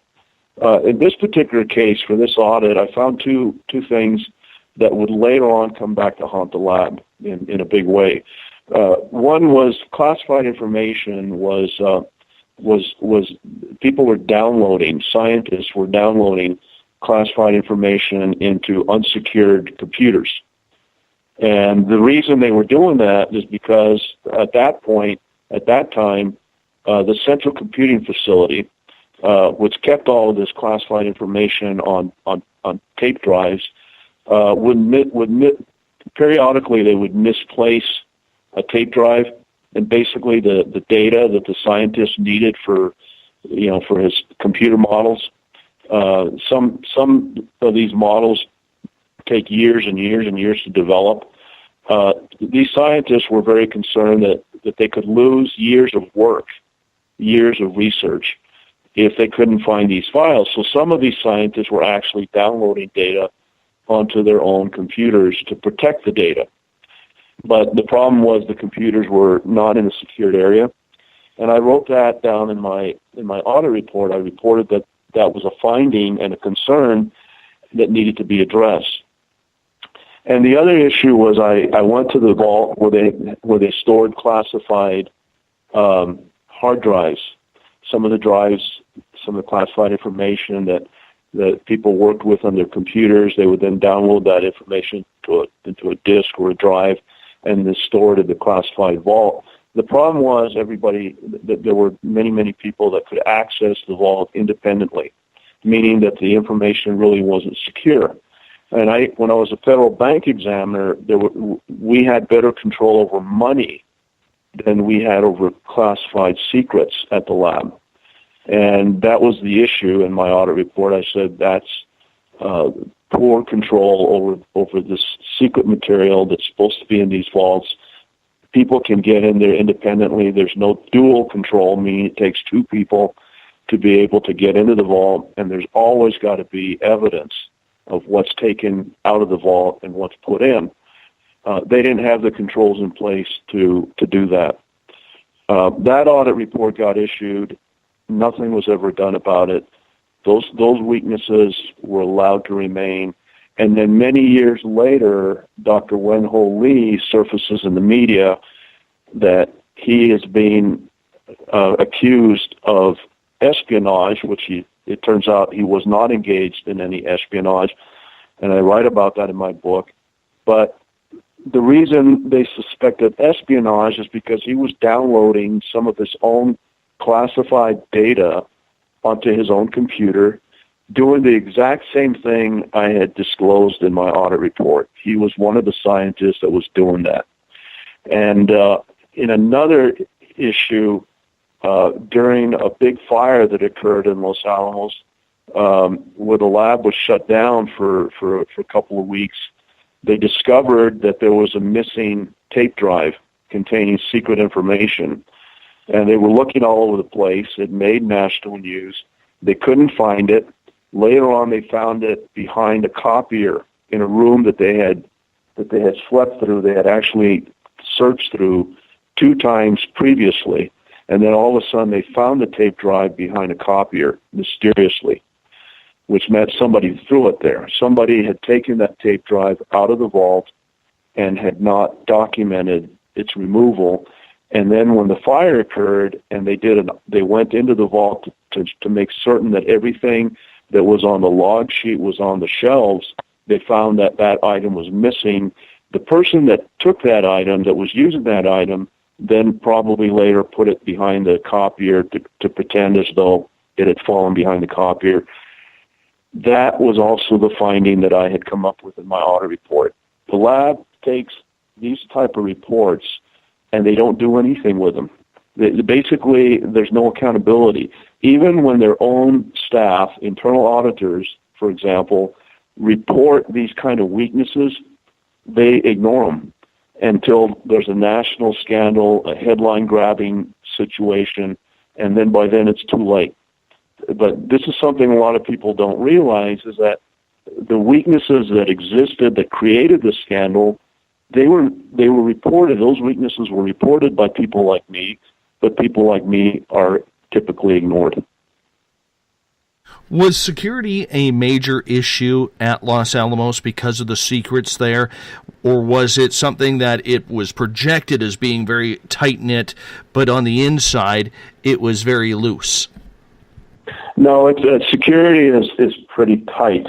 They do have guards and guard stations strategically positioned everywhere, and it improves with time. Earlier in the lab's history, the security was not very good at all, but it's pretty tight today. The reason why I'm asking is Los Alamos has so many rumors about it, not only from the nuclear testing, but the radar that's around that, the security that's been around that for 70 years. And you add in New Mexico, you have the Roswell, San Augustine UFO crash, you have the fact that Bob Lazar stated that he worked at Los Alamos at one point before he moved over to Area 51. You have Andrew Bashago, who comes out saying that at Los Alamos there's actually a time travel jump room. Were those stories anywhere near what you were doing? Were they ever talked about in your areas at Los Alamos? No, I never heard those stories. I wish we had the capability to do that kind of stuff. I fantasized about time travel. I'm a Trekkie. I grew up in the 60s, so I'm a real Trekkie fan, and I've always thought to myself it'd be great if scientists could come up with a way to actually transport people like they do on the Starship Enterprise. You get on the beam on the transporter, you get beamed down to the planet. That would be wonderful. Can you imagine how we could get rid of all the asphalt and all of the stuff that we need to transport people and merchandise? I know that the lab actually was doing some research in that area of being able to transport things, and they've succeeded in transporting beams of light, basically duplicating the beam from one location to another location in such a way that it's not the same beam, but yet it's identical. I don't know how they do that. I don't know about all the technical things that go behind that, but they claim that they were successful basically taking the first baby step in developing the technology that would enable them someday, presumably, to transport things. I don't know if that'll ever happen, because transporting a beam of light instantaneously from one location to another is very different from transporting an object. People always want to know the interesting stuff along those lines, because those are stories in the conspiratorial world that, intrigue the people in the alternative side, even including myself. Chris is asking in the Spaced Out Radio chat room, whatever happened to Richard Burrick? Was it suicide, in your opinion? That's an interesting question, because I write about this in my book. In fact, that's really the reason I wrote the book, is because I felt that there was a real serious issue that was occurring at the time, where two criminal investigators were terminated before they were able to complete a procurement fraud investigation they were in the middle of conducting. And I didn't know the two criminal investigators. Both of them were seasoned law enforcement professionals. One was the former police commissioner for the state of Pennsylvania. His name is Glenn Walp, and the other is the person that worked with him was a former police chief. His name is Steve Dorn. They're both very good friends of mine now at this point, because what they didn't realize when they were terminated, they lasted at the lab 11 months. They were recruited. These were very high-ranking people in the field of law enforcement, and they were recruited for the specific purpose of identifying and rooting out fraudulent activity at the lab. This was a requirement that the U.S. Congress had imposed upon the U.S. Department of Energy to impose on the lab. They wanted the lab to hire people like these two investigators to root out fraudulent activity in the aftermath of the Dr. Wen-Ho Lee fiasco. So this became a contractual requirement to hire people of this caliber to really look into these problems that were being reported at the lab but never being investigated. And that's how Glenn Walp and Steve Dorn joined the lab in January of 2002. By November of 2002, they were out the door. Or 2003, I can't remember, it was 2002, 2003. They were out the door. They lasted 11 months. What they did not know at the time was that this individual, Dick Burek, who was the lab's second in command, deputy director, he was the second highest ranking official at the lab. He was a close associate. He was a friend and associate of the person that they were investigating who was perpetrating the procurement fraud. His name is Peter Bussolini. And Peter Bussolini and his accomplice, Scott Alexander, his employee, both admitted guilt to theft. And what this all came out in the aftermath of Glenn Walp and Steve Dorn's terminations, sudden terminations. Their terminations triggered two congressional hearings in 2003, one in March and the other one later on in the year.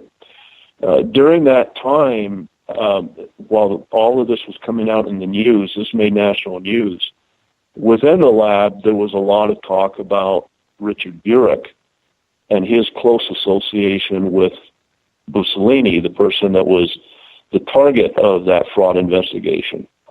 And the concern was basically this. Bussolini was going to be working for Burek at a ranch that Burek owned in southern New Mexico. And he was going to be running this ranch and running a hunting operation. It was a ranch that bordered Ted Turner's ranch. Ted Turner has large ranches that he's established throughout the country, basically to preserve and protect habitat for wildlife. And so his ranch, Burek's ranch, happened to border one of Ted Turner's ranches in southern New Mexico, which is an area that's very pristine and has a lot of big game like elk and deer and turkey, bear, etc. And the idea was that Bussolini, the perpetrator of this fraud, would be working for Burek in this ranch. And what made this relevant is that Glenn Walp and Steve Doran, during the course of their investigation, right before they got fired from the lab, removed for no just cause other than the laboratory wanted them to stop the investigation, and the only way to get them to stop was by firing them, and that's what happened. They found a bunker, an abandoned bunker at the lab in Los Alamos that was packed full of stolen merchandise that was acquired through these procurement contracts. And the kind of merchandise that was in there was ranching and hunting materials, equipment. And so what Glenn and Steve did not recognize when they were terminated and they went public, they became whistleblowers and congressional hearings were held, they had no idea that Bussolini, the guy they were investigating, was actually going to be working with the lab's deputy director, running his ranch and a hunting operation. Now, as an investigator myself, I'm a certified fraud examiner. I used to be the director of fraud and special audits for the New Mexico State Auditor, so I know a little bit about the process of targeting individuals for investigation. What are the red flags that give you some insight as to what might be going on? If Glenn and Steve had known that the person they were investigating and given the kind of merchandise that he was stealing was also going to be working for the lab deputy director using that type of merchandise, the natural thing to have done at that point, what they would have done is they would have expanded their investigation to include looking at the deputy director, finding out whether or not he was receiving any of the stolen merchandise. Given all that, all of a sudden, when it became public that Bussolini had been discovered, that the stash of stolen merchandise had been found, this bunker full of stolen merchandise had been found, when all of that finally hit the media and came out and was made public, that investigation at that point was essentially killed. Once you notify the perpetrators of a crime that they're under investigation, they can get rid of the evidence. They can sever connections. And that's exactly the concern that the FBI, who was involved in the investigation at the time, had, that the case had been blown once the lab fired these two investigators, and then once they took it and made it public, and there was a congressional hearing then being scheduled, that whole investigation was dead. And so all of this happened. They were fired in November, and then the media picked up on the story in December, and then in January, Burek was found dead of a gunshot to the back of his head up at the Los Alamos ski hill. And so that gets to your question. Do I think he was murdered, or do I think he committed suicide? I think law enforcement, the Los Alamos Police Department, failed to do the proper investigation to answer that question. Did he have a motive to commit suicide, given all of these connections and everything that was happening at the time with the congressional hearings that were being scheduled, and Bussolini, who was going to be working for him? That connection might have been made at some point. Did he have a motive to commit suicide? Absolutely. did he have a motive, or did somebody have a motive, given this scenario, to kill him? Absolutely. But it's not for me to make that determination. That's the job of law enforcement. And Glenn Walt, the former police commissioner for the state of Pennsylvania, Steve Dorn, and I actually met with the FBI this past May. And we tried to get them to do that investigation to find out once and for all what really happened here.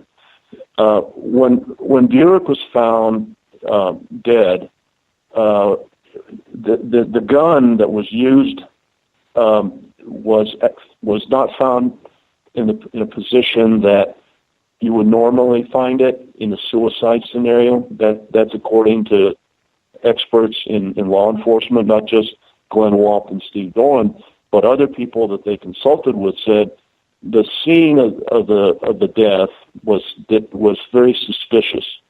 The gun was not where it normally would have been in a suicide, and the condition of the gun was not in the condition you would normally find in a suicide.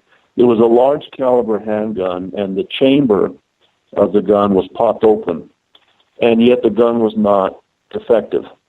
And according to Steve, who is an expert in guns, that's one of his fields of expertise in law enforcement, it was impossible for the gun to pop open. It was a Smith & Wesson. He contacted Smith & Wesson, the manufacturer, and spoke with an expert there, and the expert said it was impossible for the gun's chamber to pop open just like that, falling to the ground, unless it was defective, but you would have a damage. The damage would be very obvious. Guns don't just, the chambers don't just pop open like that. It's very dangerous. It's a safety issue. So that's what kind of led to the question of, could somebody have done this to him, or did he do it to himself? And the FBI crime lab could have tried to reconstruct the condition of the gun to be able to say one way or another, yes, this could have happened in a suicide, or no, it doesn't appear this could have happened. So we went to the FBI and we had a meeting. We got the meeting through the U.S. Attorney, appealing through our congressional delegation to the U.S. Attorney. The U.S. Attorney then in New Mexico then contacted the local FBI, and then we finally met with them about this issue. And it wasn't just me, it was Glenn Walt and Steve Dorn as well. And basically what we were told is that given that the incident occurred on the Los Alamos ski hill, it fell within the jurisdiction of the Los Alamos Police Department to investigate, and the FBI therefore didn't have the authority to go in and investigate without the Los Alamos Police specifically requesting their involvement. The FBI could not do, the crime lab could not be engaged in doing any kind of test, and because it was out of their hands, it wasn't within their jurisdiction, the Los Alamos Police again would have to make that request. And then there was also the issue of statute of limitations, which of course is always a concern. The longer you can delay information coming to surface of this nature, the more likely you can then try to argue that the statute of limitations negates the possibility of doing an investigation. And the reason that's important is because this information came out in the course of my whistleblower lawsuit against the lab. I was basically kept in isolation and without a job assignment, and finally had to retain the services of a law firm to force the lab on this point. And that lawsuit then got held up. Basically, the federal judge that was assigned that case prevented us from doing any kind of depositions and any kind of discovery that would allow us to substantiate some of these rumors that we were hearing at the time about Burek's potential involvement with this procurement fraud that had occurred. We had our case put on ice for 6 years. A federal judge kept us in limbo for 6 years before we were finally able to depose people. And the reason we were able to depose people is because we had a corresponding state lawsuit that the state judge, it was state versus federal, the state judge ruled in our favor on one of the motions that enable us to proceed with the depositions and discovery. And at that point, the federal judge could no longer prevent us from moving forward in the case. So these are some of the realities that people don't know about. You know, I write about in my book because I want people to understand there's a lot going on at facilities like this, including, you know, mysterious deaths, huge procurement frauds involving high-paid managers like Mussolini, for example, the perpetrator of that procurement fraud. He was a lab manager making over $150,000 a year, and yet was still involved in this kind of activity. And then when whistleblowers like Glenn Wall, Steve Doran, they were investigators and then criminal investigators, and then they became whistleblowers after they were terminated. People like us, as whistleblowers, we end up with unemployed for doing the right thing, and everything gets covered up. Even the FBI doesn't want to touch it because it's a political hot potato. They cannot move unless our congressional delegation or some powerful senator, U.S. senator, says we need to do an investigation here. This is the reality. This is what your listeners maybe don't realize. This is why I wrote the book, because I wanted people to understand this is part of the hidden culture, the secret colony, the hidden secrets. This is behind the curtain. These are the things people suspect are going on, but they don't really see it. They just know there's something not right with the way our government functions. You know, where the 99% loses 99% of the time, and the 1% always seems to get on top. Our politicians are a big part of the problem. Money, so much money involved in the military-industrial complex that you can't even get a suspicious death investigated. Have you ever thought about going to Libertarian nominee for president, Gary Johnson? Because he seems to want to clear everything up. This is in his backyard. You think he may have interest in this if he's trying to run for the top office and rattle and roll in the White House if he ever got the opportunity. No, I never voted for Gary Johnson when he ran for president, for governor here. He became governor. He served, I think, 2 terms, if I'm not mistaken. As a libertarian, I think a lot of people don't realize what that means. I mean, that's basically you're on your own. Libertarians believe that the role of government is national defense, and that's about it. Everything else, you want an education, you pay for it yourself. You know, if you need health, you figure it out. If you need health care, you figure it out. It's not a philosophy that I can embrace, and I don't think that he would really be helpful in this case at all. Another question from Chris in a follow-up. Do you have any information, Chuck, on the espionage within Los Alamos or foreign penetration knowledge?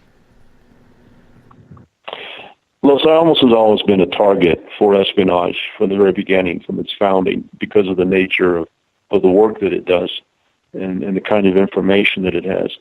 What I can tell you is when I was a labor organizer, that's when the Wen-Ho Lee thing came out. That's when Dr. Wen-Ho Lee, who is of Taiwanese descent, and he's a U.S. citizen who was born in Taiwan, was accused of committing espionage, meaning he was suspected of providing information and insights to the Chinese related to the W-88 warhead, which is the very sophisticated warhead that's used in the Trident missile system, which is the missile that's used in nuclear subs.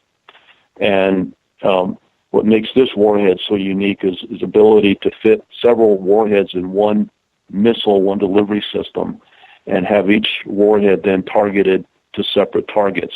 You can program to target separate cities. And it's a very, very sophisticated, very dangerous weapon. It's the kind of weapon you would definitely not want the Chinese to get their hands on. It would destabilize the balance of power. There's no doubt about that. But the information that the Chinese had actually acquired was information that was readily available in open mediums. It wasn't information that necessarily needed to be obtained through the espionage process. That, plus there were dozens of other people that had information, that very information that what the concern that raised the concern about espionage. There were dozens and dozens, probably like 40 or so other people that had that information, and Dr. Wen-Ho Lee actually did not have that information. The targeting of him in that whole process was largely rooted in his Chinese ancestry, and the fact that at the time you had individuals within the U.S. Department of Energy that were trying to find out if there was any espionage occurring in Los Alamos, because there was whispers that there might be, and that the Chinese might have gotten some of this information, and the logical place where they would have obtained it would have been Los Alamos, because that's where the W-88 warhead was designed. And they started looking at basically Dr. Lee because of his Chinese ancestry, and they never really stopped to ask, I guess, or to figure out what exactly he had done with respect to the design of the W-88. It turned out that he hadn't done anything. He was never really involved in the design. The designers of the W-88 actually used some of his computer modeling to help them design that warhead. Dr. Lee at the time was one of the individuals that was being targeted in that layoff that I mentioned earlier. And he was concerned that he might actually have to start looking for another job. At his age, that would have been a challenge. I think he was at the time in his late 50s, maybe, or early 60s, I can't remember, but it was going to be a challenge because of his age. And so he took some of his own research and he put it on tape drives, which was a mistake, but that was the motivation. Then I guess he had second thoughts about it and threw away the tape drives when he said, he realized that he couldn't do that. And but he was doing pretty much what other scientists were doing, what I had mentioned in that audit report other scientists were doing. They were downloading classified information onto their personal computers that were not part of the secure environment at the lab. And they were doing it primarily because they were trying to save or protect their data from being lost. In a sense, Dr. Wen-Ho Lee was doing that same thing with his own data, which wasn't even classified. That's another thing. A lot of people think his data was classified secret when he did all that. It was classified retroactively. After that he got arrested, they then classified all that data. All of that came out later on, but unfortunately, the sound bites, the news media picks up on the start of the process, and then when the person's name needs to be cleared, they don't do a very effective job of doing that. He got out of jail 9 months after he'd been held in solitary confinement. The judge that released him, Judge Parker, I can't remember his first name, federal judge in New Mexico, actually apologized to him because he had all of this coming out in the media about espionage.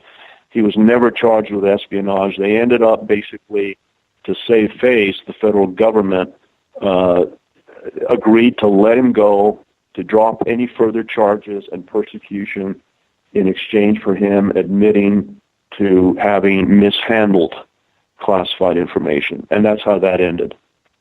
That's the only espionage or alleged espionage that I ever encountered when I was there. Do you feel for your own safety? Do you fear for your own security? How do you protect yourself? Well, I'm very much aware of my surroundings.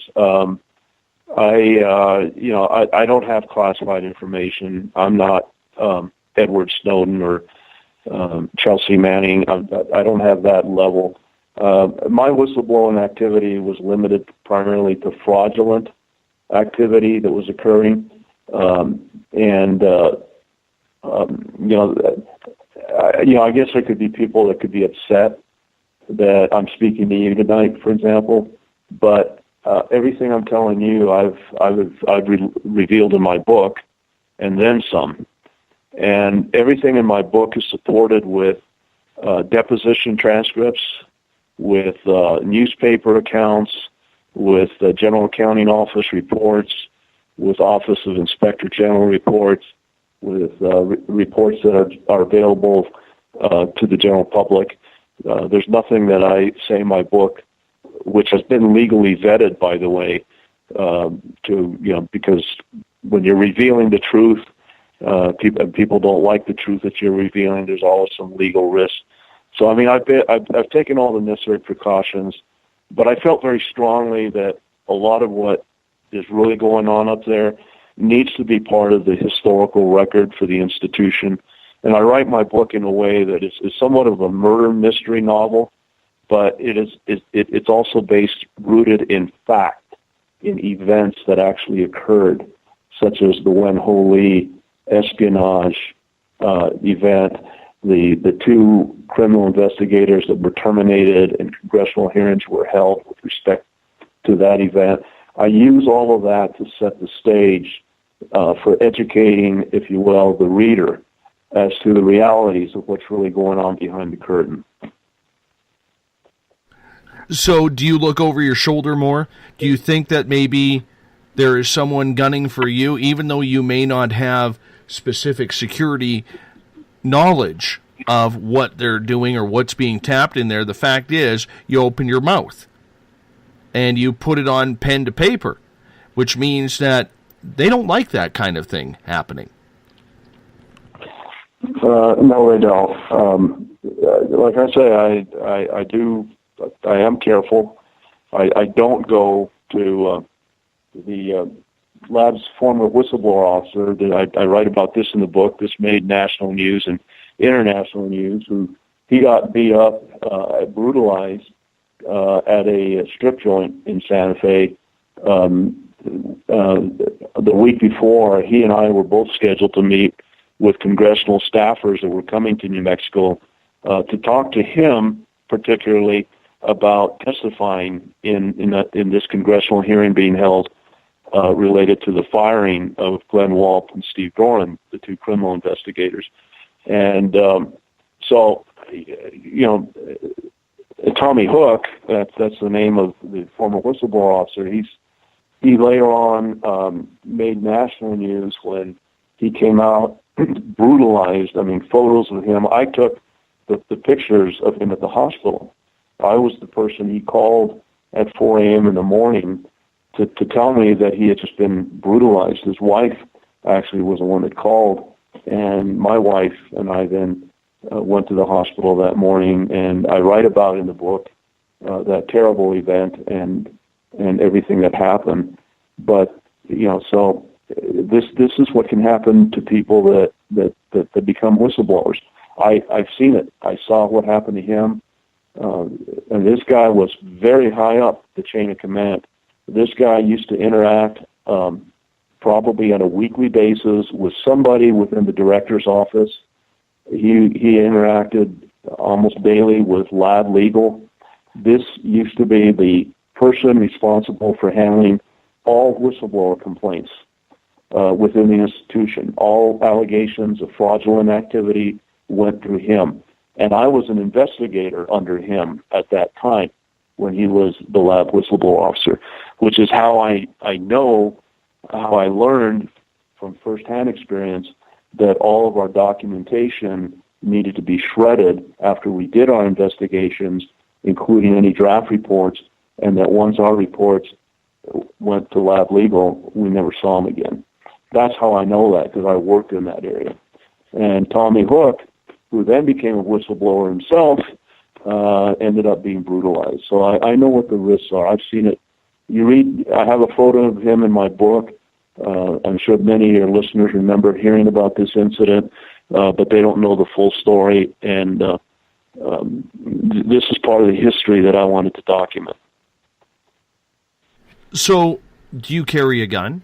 Do you worry about the safety of yeah, I do carry it. Yeah, I do carry a gun everywhere I go.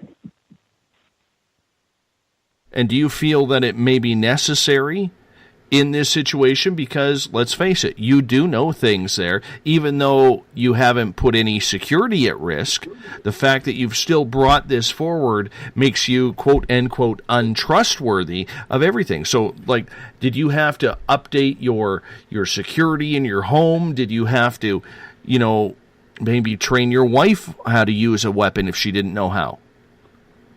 Well, I have security cameras in my home on the outside. I have security screen doors, and I do carry a weapon. And anything and everything I wanted to say, I've said it in my book.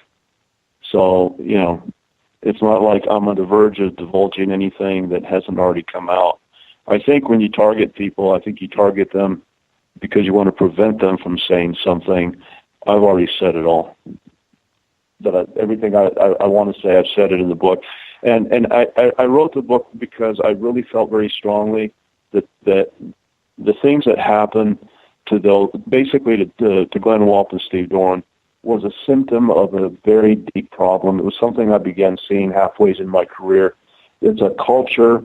It's an attitude. There's zero accountability. There's no political will to hold these facilities accountable. And on that note, Chuck, we're going to step out for our final break of the night. You're listening to Spaced Out Radio. Our guest, Chuck Montano. We'll get more into whistleblowing right after this. The SOR Sightlines is a place for you to find answers to your strange experiences. Hi there, this is Mike Schmidt. If you have had an encounter with ghosts, UFOs, Bigfoot, ETs, or anything else that doesn't make sense, head to spacedoutradio.com and file a Sightlines report. All information you give is 100% confidential, and I will personally help you find the answers you need. SOR Sightlines, your answers are a click away.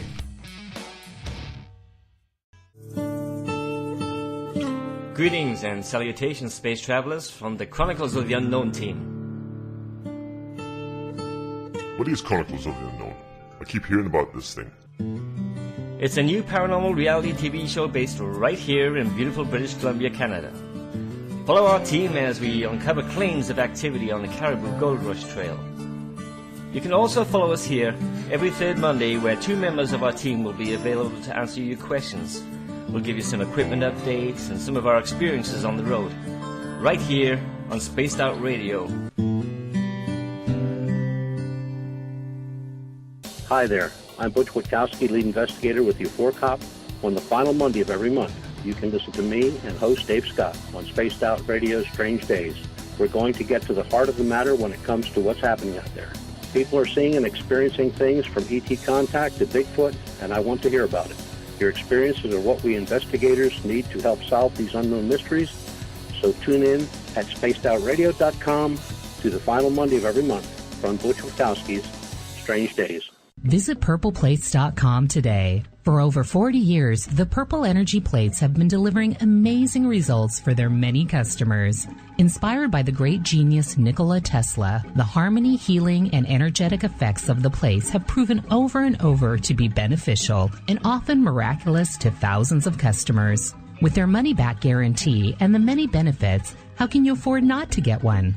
Check their site for daily specials and choose from their many energy products. You won't be sorry. Visit them today at purpleplates.com for mind, body, and spirit, and expect a miracle. This is your medium, Joanna, from Spaced Out Weekend, 2 mediums and a large. I would love it if you would come and join us with host James Tyson every other Sunday on Spaced Out Weekend. Together, we will take your calls and your questions live. Our goal is to provide you with a positive outlook on deep questions that you may have. Questions regarding love, relationships, money, or whatever else is on your mind. Come and check us out at spacedoutradio.com. Have you checked out the SOR Spacewire at spacedoutradio.com yet? Every day we post the latest stories regarding the weird, strange, and completely unbelievable. From cryptid and UFO sightings to the conspiracy world, we tackle it all. Hi there, I'm Eric Markham, Spaced Out Radio's news director for the SOR Spacewire.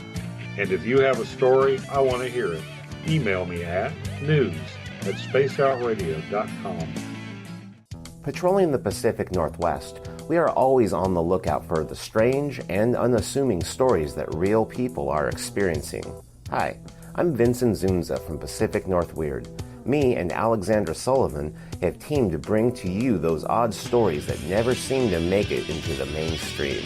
Stories so weird that will leave you scratching your head wondering, is this real? It's as real as it gets with Pacific North Weird. You can watch our videos right here at spacedoutradio.com. Become more intimate and interactive with Spaced Out Radio. Join our Space Travelers Club with your new membership. For $5 a month, we'll provide you with special access to the website, monthly prize draws from books to psychic readings, along with monthly newsletter, private interviews, and more. Sign up today to be part of Spaced Out Radio's experience. Every month on Spaced Out Radio, we look into the deep and dark reports of cryptids roaming around the world with me, Rob Morphy from Cryptopia.us. I would love it if you would join me and host Dave Scott as we delve into the most arcane stories and reports regarding creatures of the unknown. My job is to hunt down the details and bring the evidence forward to you. These aren't your regular Bigfoot stories I'm talking about either. You can find out more about crypto history at spacedoutradio.com. Looking for a place to advertise at a very reasonable cost? Look no further than Spaced Out Radio. SpacedOutRadio.com has an advertising tab that you can click to check out our daily, weekly, and monthly packages to play on the radio, or our website including social media. From commercial spots to banners, we have it all. Check out our competitive pricing today.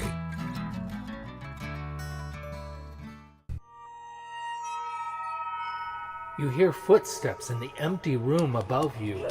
A rocking chair begins rocking by itself. Don't be afraid of the things that go bump in the night. Reach for Spirit Storybox, the iPhone app the Huffington Post UK called the only ghost hunting app you will ever need. Spirit Storybox. The spirits are telling their stories. Are you listening? Strange creatures lurking in the night, the sounds of wood knocking in the forest, odd happenings right out of a fictional world. These are the reports I love. Hi there, this is author Ronald Murphy, and I would love it if you join me and Spaced Out Radio host Dave Scott the second Wednesday of every month on our journey into the unknown land of cryptozoology at spacedoutradio.com. From Mothman to Frogman and everything in between. Hey, they don't call me the crypto guru for nothing. Did you know that Spaced Out Radio runs 7 days a week? Hi, it's James Tyson from Spaced Out Weekend. Every Saturday and Sunday night, starting at 9 p.m. Pacific, midnight Eastern, you can join me and my guests for some great chatter about what's going on out in the universe, or even in that dark part of the basement you really don't want to go back into. Well, let's find the answers to your experiences together. So come on up to Uncle Jimbo's cabin on the weekend. For more information, look us up at spacedoutradio.com.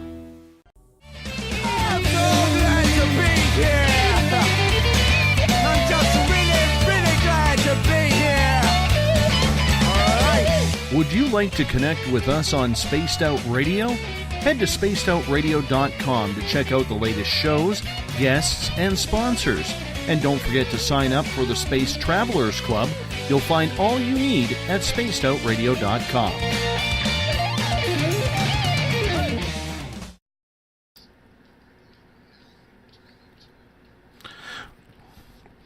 Welcome back for the final hour of Spaced Out Radio tonight. Good to have you with us along for this awesome ride. We say hello to everyone taking part in the Revolution Radio chat room, the Spaced Out Radio chat room on Spreaker, as well as you in the SOR Space Travelers room. Thank you for joining us. Bill Cardwell has set the password for the SOR Space Travelers. I knew I'd butcher it again. Spuriousness is your password. Use it wisely tonight. Remember, if you're listening in on the Double R machine, Revolution Radio is a donation station financed by you, the valued listener. Do us a favor. Donate today at freedomslips.com.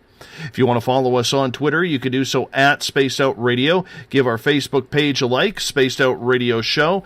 On Instagram, I can be followed at Dave Scott, SOR. Subscribe to our YouTube channel, Spaced Out Radio Show. You can tune us in on TuneIn. You can download our podcasts on iTunes. And while you're on our website, spacedoutradio.com, you can sign up for the SOR Space Travelers Club, read up on the SOR Space Wire, check out our latest blogs, our music by Bumblefoot. And if you've had an awesome experience that you can't explain, tell us about it by signing up for the brand new SOR Sightlines Report. Our investigative reporter, Mike Schmidt, will get your details. Everything is 100% confidential. Once again, for the final time tonight, we introduce Chuck Montano. He is the author of Los Alamos, Secret Colony, Hidden Truths, a Whistleblower Story. Chuck, welcome back. Thank you. Hey, at what point, Chuck, did you decide, after all this information that you had bundled up, you obviously had been taking notes over the years and writing things down that just were not congruent with what you stood for. At what point did you decide I needed to write this book, Los Alamos, Secret Colony, Hidden Truths, a Whistleblower Story? Yeah, I decided, the point that I decided that was when these two criminal investigators I talked about earlier, Glenn Walp and Steve Doran, began coming out in the news and in congressional hearings, and what I heard being said about the University of California and the lab, that they took care of whistleblowers, that they would never have targeted these two investigators arbitrarily.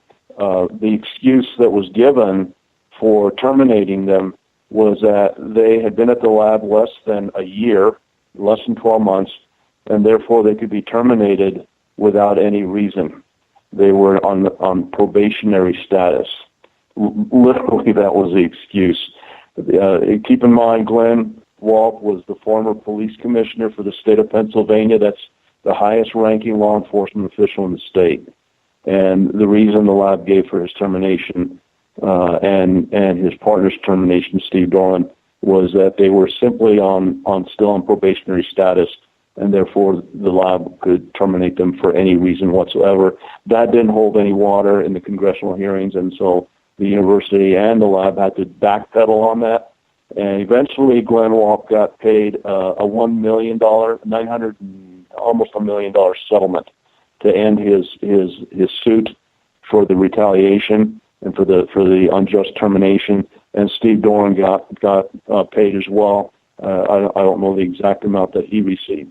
But these two individuals were the ones that basically, and what was happening to them, I took information to the media regarding testimony that I had given and the lab's former whistleblower, Tommy Hook, had given years earlier that corroborated what Glenn Walp and Steve Doran were saying in the media about them being, their investigation being interfered with, and they being told that they needed to stop revealing the things that they were finding because it could make it difficult for the University of California to keep the contract to run the Los Alamos lab, which they had had since 1943.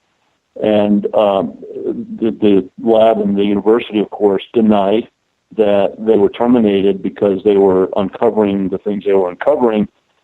And I took information to the media that showed, in fact, Tommy Hook was being directed as well to tell us. I was an employee of his at the time doing fraud investigations at the lab, and he told me and other members of the staff that he had been directed to tell us for us not to report anything that could be an embarrassment to the University of California or impose a liability on the University of California, the contractor running the lab. So I took that information to the media because I could see that the wagons were circling to protect the university, and they're portraying Glenn Walp and Steve Doran as loose cannons. They were terminated because they were loose cannons. They didn't get along with people. These were the excuses that were being tossed out there. after I took the depositions that Tommy Hook and I had given in the lab layoff, where some auditors were targeted for termination in that layoff, and so we were then deposed in a related lawsuit as to their performance and why they were terminated. In those depositions, that's where Tommy Hook testified under oath in a deposition that he had been directed by his supervisor to have us cover up problems. That was really how Tommy Hook then lost his position. That was the end of his career. Once he testified truthfully under oath, he was then marginalized, targeted, and he eventually had a stroke. He did have a stroke. He lost partial vision in one eye. I write about all this in my book. I give all the details as to what happens to people when they do whistleblow, and the retaliation that they endure. And so Glenn and Steve were my reason. I just felt at that juncture that was the final straw that broke this camel's back. I just said, I can't stay quiet anymore. There's just a culture within the institution that feels they're bulletproof and invisible. They can get away with anything. If the former police commissioner for the state of Pennsylvania and seasoned law enforcement officials like the two of them can be treated like this, what happens to just everybody else? I mean, none of us will ever be spared. And that was kind of my mindset at the time. That's when I decided I am going to write a book. What was reaction that you received about this book? Because I believe right now it's doing very well in the ratings on Goodreads, right behind Edward Snowden, I believe. Yeah, Goodreads lists the 12 best whistleblower books for 2016, and mine is ranked number 2, right below the Snowden book. So yeah, it's been very it's been very well received. I received an award last year, earlier this year actually, in Washington D.C. from the Alliance for Nuclear Accountability for the book, and I received an award earlier this month in Los Angeles. It was at an international book awards event. There were 16 countries, submissions from 16 countries, including and the U.S., and I received first place out of 4 finalists. I received first place in the category of best political and current affairs book. So it's been very well received. Are you surprised that it has gone where it has gone? Because for a lot of people, when they write a book like this, you never know where it's going to go. You don't know if the public's going to accept it, if they're going to take your word verbatim, if they're going to be able to trust you, but it seems like they are. Well, I within the body of the book, I have the evidence for people to convince them that it's not an exaggeration, because some of the stuff I say is very hard to believe, and then you'll see there's a reference to a deposition. I actually have excerpts from depositions or GAO reports, but I structure it in a way that it's not dry. It's actually the feedback I've gotten, plus I personally believe it's easy to read. It is technical stuff, but it's very enlightening, and it's written in a way that people that don't have backgrounds in investigations or audits or the handling of nuclear materials or the dealing with nuclear technology, or investigations, they can understand it. I write it in that way. Part of that is my training as a writer for the kind of work that I do as an investigator and as an auditor. You have to write in a manner that people can understand what you're trying to convey. It's not just a matter of talking jargon. And so I try to avoid jargon, and when I use it, I explain what it means and why it's important for the reader to understand. So the people that have read it, people that don't have any background, with respect to nuclear weapons and nuclear technology, they say it's very easy to read. They say it's a page turner because it has that element of a murder mystery also included in there. So the kind of feedback I've gotten from people that have just read it is that they are very surprised that it's easy to read. and they find that it's actually enjoyable to read. I look forward to it, and I like it because of the fact that when you hear a whistleblower's book, and yours right on the cover has a whistleblower's diary, you know you're getting something juicy. You know you're getting something that is tainted in truth. It's covered. It's spread all over. What have been the reviews that you have received on this? Very high reviews. Like I say, Goodreads ranked it. They do my understanding is they do their own reviews. They have their own reviewers, and for it to rank, number 2 out of the best 12 books dealing with whistleblowers, I'm very gratified. It's very difficult. I can tell you this, that the part that maybe I'm not very surprised. The corporate media tends to shy away from books like this.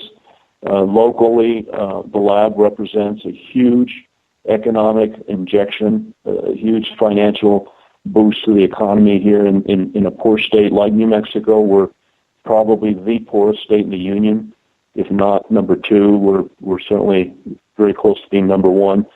And you can't get local papers and local TV stations to really cover much that might be perceived as being a negative story about the lab, because again, the corporate media is interested in ensuring that these institutions stay well funded, whether it's necessary or not. It brings money. It brings money into the economy, local economy, and they get advertising dollars.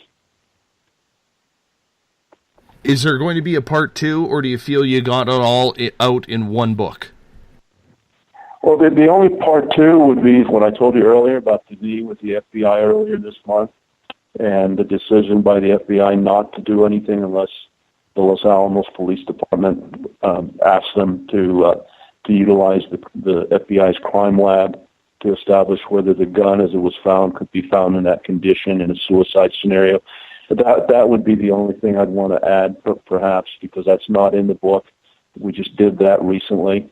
The Los Alamos Police Department, your readers need to listeners need to understand, Los Alamos is a very small, closed community, isolated. In fact, it was established where it was in New Mexico because it is in an isolated area. It's very difficult to get to. There's only one road in, 2 roads in now maybe, but from the back and then from the front entrance. It's very isolated from the rest of New Mexico. They established Los Alamos as a separate county, which means it's a little speck. If you look at it in the New Mexico map, it's a little speck on the map. We have ranches in our state that are bigger than the whole county, and they established it as a separate county basically to separate it from surrounding government bodies, city councils and municipalities. They wanted to keep it separate entirely from the state. So it's a very closed community.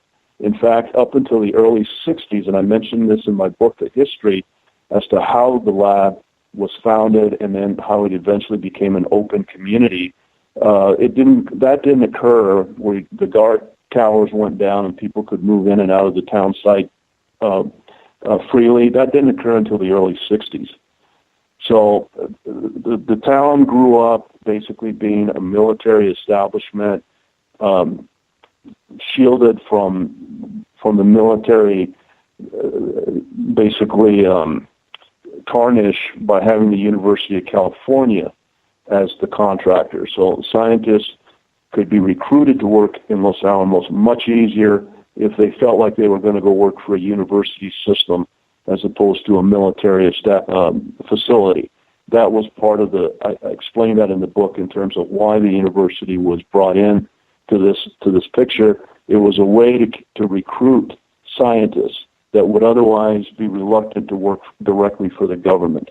They would work for the university, but they would not work for the government. So I write about all that. And so when you understand kind of the way Los Alamos is situated, you understand why it's so difficult to get any kind of information out of there. It is just people don't talk about what's really going on. And I did it in the book, and I did it largely, as I explained in the book, because I felt it was important that historians and people in academia have a perspective, this perspective. Because typically the books you find about Los Alamos are about the wartime effort, the technical challenges that went into building the first atomic bomb. And that's very interesting, and that's very important, a very important story. But my book talks about all the other things that have been kept hidden in secret, the things that I think it's important that we as a society not ignore. Explain to me what you mean in your book about the secret science colony. I found that very intriguing. I threw the term secret colony, hidden truths because of a lot of things going on that have been kept hidden, kept quiet. A lot of the headline-making stories, there's a lot more behind those stories, and I discussed that. I revealed those insights. Those are the hidden truths. The secret colony, I came up with that because during a legislative hearing in New Mexico in the late 1990s, for the first time ever, we had legislators from the state of California come and join with legislators from the state of New Mexico to hold public hearings about the working conditions at Los Alamos. This was done in conjunction with the labor dispute, the layoff that I helped organize workers to resist further layoffs. This was part of what we achieved. We were able to get California legislators to convene and hold public hearings, something that had never been done before. In fact, lab workers, Los Alamos National Lab workers, were not protected under any labor laws at that point because the University of California always argued that because we lived in New Mexico, California labor laws did not apply. But then whenever somebody here had an issue and filed a complaint with the labor board here in New Mexico against the lab, the university would then say, well, we don't fall within New Mexico jurisdiction because these are employees of the University of California. So we depending on where the issue was filed, if California, basically it was a catch-22. We were neither protected by California labor laws, nor were we protected by New Mexico labor laws. And during that legislative hearing, one of the legislators from California said, this is like a colony. We didn't even know it existed. We didn't even know the University of California was running a laboratory in northern New Mexico. These were California legislators, and I mentioned them in the book. I have the newspaper articles that refer to that because that was such an amazing revelation that California legislators who oversee the budget for the University of California didn't even know that the University of California was running a nuclear weapons lab in northern New Mexico. And that's where I threw in that term, secret colony. That's where it came from. Chris has a question in the Spaced Out Radio chat room here. He is asking, has the corruption and lack of proper security been worse under certain presidents than others, in your opinion? I touch on this in the book. Really, when you're talking about the military-industrial complex, they're protected by both sides of the political aisle. If you look at the stock market and the segment of the stock market that represents the military-industrial complex, it doesn't matter if it's good economic times or bad economic times. That segment of the market always does well. There's a lot of money made in wars, endless wars, spending money on needless defense systems. We're the only country on the planet right now that has a working aircraft carrier, meaning a carrier that we can actually deploy across the ocean for defense purposes. We have 11 of them. Nobody else has any functional aircraft carriers, but we've got 11 of them. it is dangerous. You spend more money than the 27 countries below you combined, yes. And 26 of them are allies. Yes, it's amazing. It's way out of control, and I don't know how you rein this in. I don't know how you change course, because my publisher asked, what do you tell people? What hope do we have that this can be fixed? And in my view, we need to have term limits for all offices, all political offices, and we need to have campaign spending limits or reform. We got to get money out of the process, and until that happens, and if we keep if public servants are no longer really limited in terms of how much time they can spend in a particular office, they stop viewing their role as one of public service. It becomes self-service. It's about doing what's necessary to stay in office. And when you have that mindset, if that's what's representing us, it's no surprise that they're never going to represent our interests. They're always going to be looking to represent the people that keep pumping money into their campaign coffers. Until you end that, we're in bad shape. We're going to stay in this condition. So is the area safe? From the entryway to the nuclear facility itself, is it safe? The area is unsafe because of the contamination. I mentioned earlier that when I was with the Nuclear Materials Safeguards group, I was out in the site where they dispose of contaminated materials, and out there in these pits, they have as much material buried in open, unlined pits as you could fit into the Empire State Building. If you've ever seen the Empire State Building, that is one big building. Literally, they have as much material buried underground as you could fit into the Empire State Building. And the vast majority, the lion's share of this material, they don't even know what's in there. In the early 80s, when I was in the Nuclear Materials Safeguards group, I was out there at Area G where they have these open pits, and I noticed there was this brand new heavy-duty forklift that had just been tossed in there.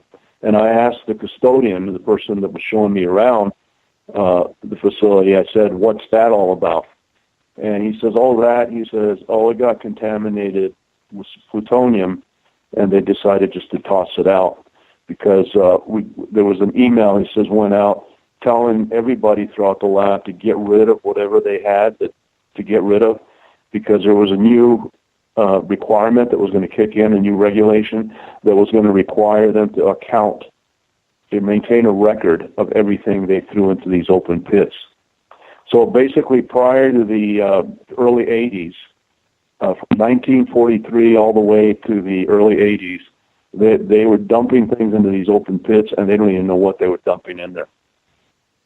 So that area, it feeds groundwater down into the river, the state's largest river, that provides water for Santa Fe, Albuquerque, and other cities downstream.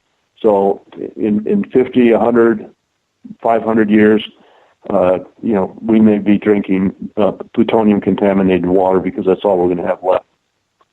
In fact, scientists had projected that the movement of the plutonium that's captured in those pits, the waste, that they did not expect there'd be any of that material reaching the aquifer for at least 500 years.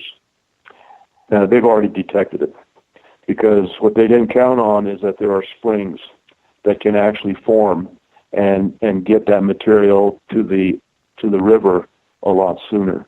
And so they've detected already plutonium, high explosives, PCBs, other kind of chemicals that have been dumped into these pits. They're already detecting these in the aquifer. So the danger is there. Chuck, I hate to use this analogy, but that almost reminds me of Homer Simpson on the Simpsons cartoon, where they just have these pools of radiated water and chemicals absolutely everywhere. I mean, that's honestly the picture I got listening to you was like, this is right out of Mr. Burns' nuclear facility. Well, I used to go walking in some of the canyons because I used to work right where the plutonium facility, the old plutonium facility was, and I used to go walking into the canyons, some of the adjacent canyons, and you could still see the chemical-stained canyon bottoms. In the early days, they used to literally dump all the chemicals contaminated with plutonium and other chemicals and chemicals directly into the canyons. And so now the canyon bottoms are all contaminated. They're disposal sites. And there's really no way to clean them. It's just not cost effective. You just let Mother Nature over time dredge out the canyons and let the water flow downstream. Downstream, there's a lake. It's called Cochiti Lake, where they've detected in the mud sediment plutonium residue that they determined could have only come from the lab, as opposed to atmospheric testing. Where is Greenpeace through all of this? This is something that they would eat up like, I don't know, like candy or something along those lines. I don't know. I've never heard of them being involved with there. I know there are different groups like, there are different organizations that occasionally will stage a protest up there, but I'm not aware. In fact, the CDC, the Center for Disease Control, tried to do a reconstruction of plutonium releases that had occurred at the lab based on documentation for experiments and on interviews. And they went through thousands and thousands of archive boxes of materials, of documentation. And this came out in local papers, and I put this in my book because I thought it was important for historians to realize that Los Alamos actually released more plutonium out into the environment than all of the other production sites like Hanford and Savannah River and Rocky Flats combined during the time that they were developing the first plutonium pits and warheads. There was more releases out into the environment based on the CDC's analysis than all of the production sites combined. I was stunned because I worked in the nuclear materials area. I was right next door. I was right in the same, within 100 feet away from the plant where all of this contamination was released into the environment back in the early days. I was absolutely stunned when the CDC released its findings. Is any of this flowing or leaking into the main water sources of New Mexico? Yes, it's already reached the aquifer. It's already reached the river. It's already has carried the contaminants downstream to Cochiti Lake. Whenever we have major rains, that's the big concern. The Department of Energy has spent a lot of money trying to mitigate the runoff to prevent too much contaminants from going downstream at once. But every once in a while we get a big rain, and it's very similar to what's happening right now outside of Denver, north of Denver at Rocky Flats. When they decommissioned Rocky Flats is where it was a production site where they actually produced thousands of plutonium warheads and created a lot of waste because you have a lot of tools and rags and associated with the production process. And so they at Rocky Flats had a lot of barrels of contaminated materials on the surface that rotted through, and eventually the contaminants released into the environment. It wasn't until Denver had radiation monitors and detected plutonium in the environment in Denver that people then began to realize that things weren't as nice and tidy at Rocky Flats as they had been told for decades. Rocky Flats was opened in 1952, and it ended up shutting down in the early 70s after several plutonium fires. The last plutonium fire there almost breached the containment building where the fire occurred, and if that had happened, Denver today would probably not be as big as it is or as attractive a place to live in. Mario has a pair of questions for you, and sticking with the water. How many people have been diagnosed with radiation sickness because of this? Have you checked into that? Lots of people have been, and I had this in my book too, specific examples of people who have acquired the type of cancers related to living near facilities like this. My wife got thyroid cancer, and she never worked at the lab.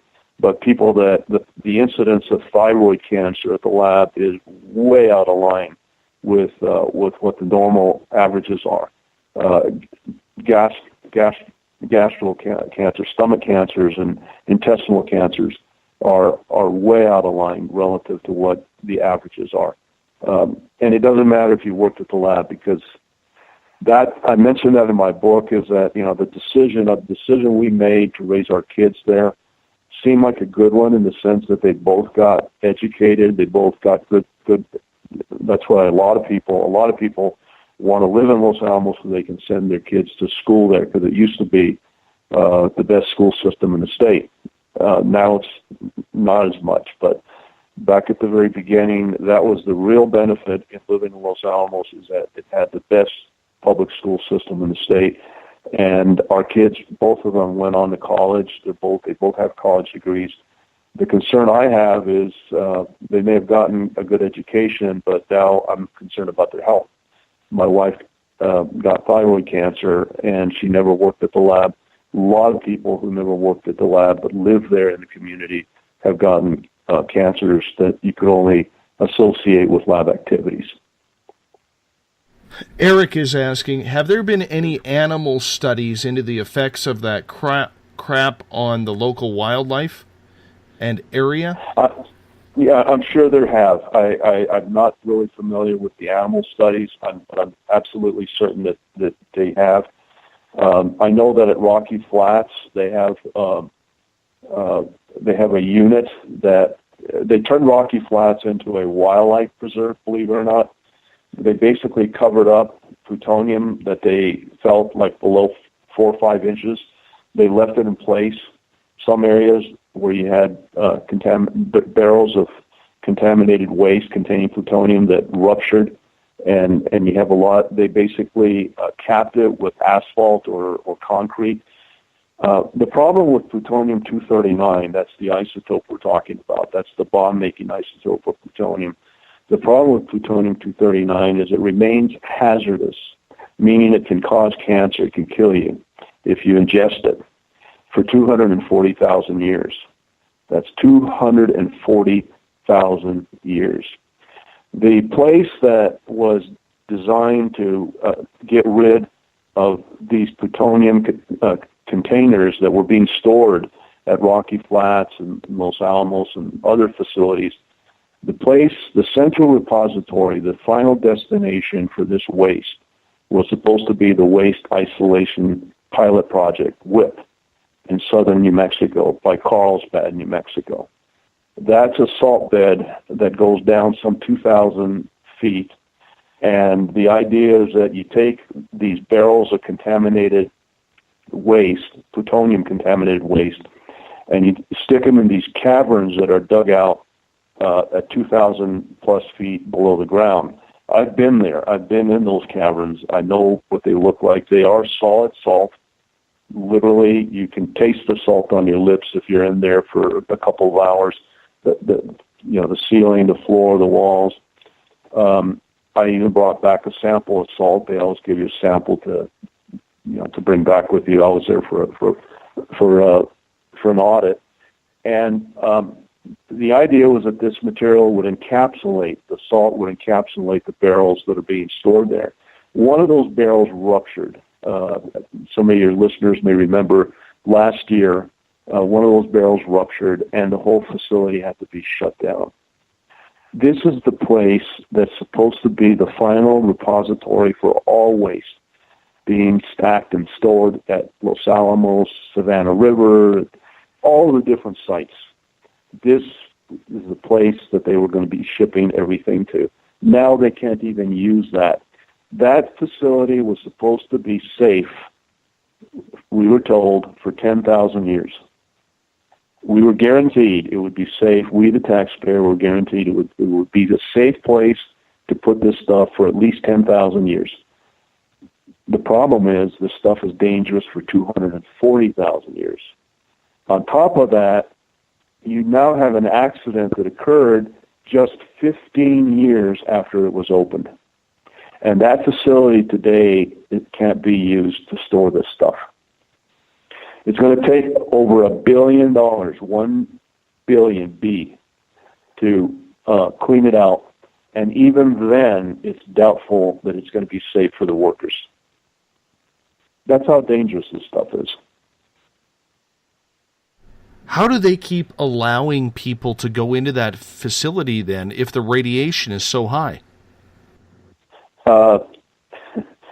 People believe their government, and people need to work. People need it's good money for the area. It's a very poor part of the state, and it's amazing what people are willing to do when it's a matter of survival. It's a matter of making money, putting food on the table for their families. I get that, and a paycheck always is more important. We see that up here in Canada in the oil fields of Alberta and Saskatchewan, where literally hundreds of thousands of workers head into that area every year just to make the quick bucks before they pull out and get out of debt or do whatever they need to do, find their next fix or whatever it could be. So I could see that happening. But in the end, are children being affected? A lot of times in these areas, and we saw with PG&E, I believe, in California, where people who live near these places developed a higher rate of cancer, and other diseases. Have we seen that around the Los Alamos area? Absolutely. I do have some examples of that in my book, but there's a really, really good book that focuses on that very issue about growing up, kids and families growing up close to these installations. It's written by Kristen Iverson, I believe is her name.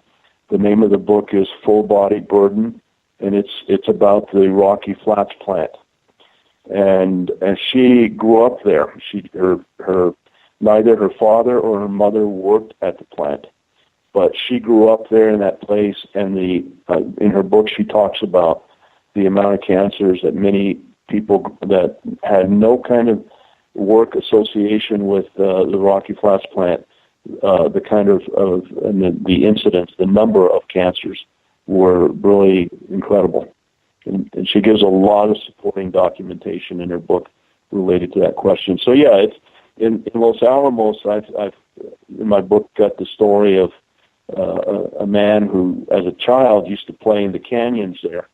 And in these are the canyons that at the time nobody was being told are contaminated.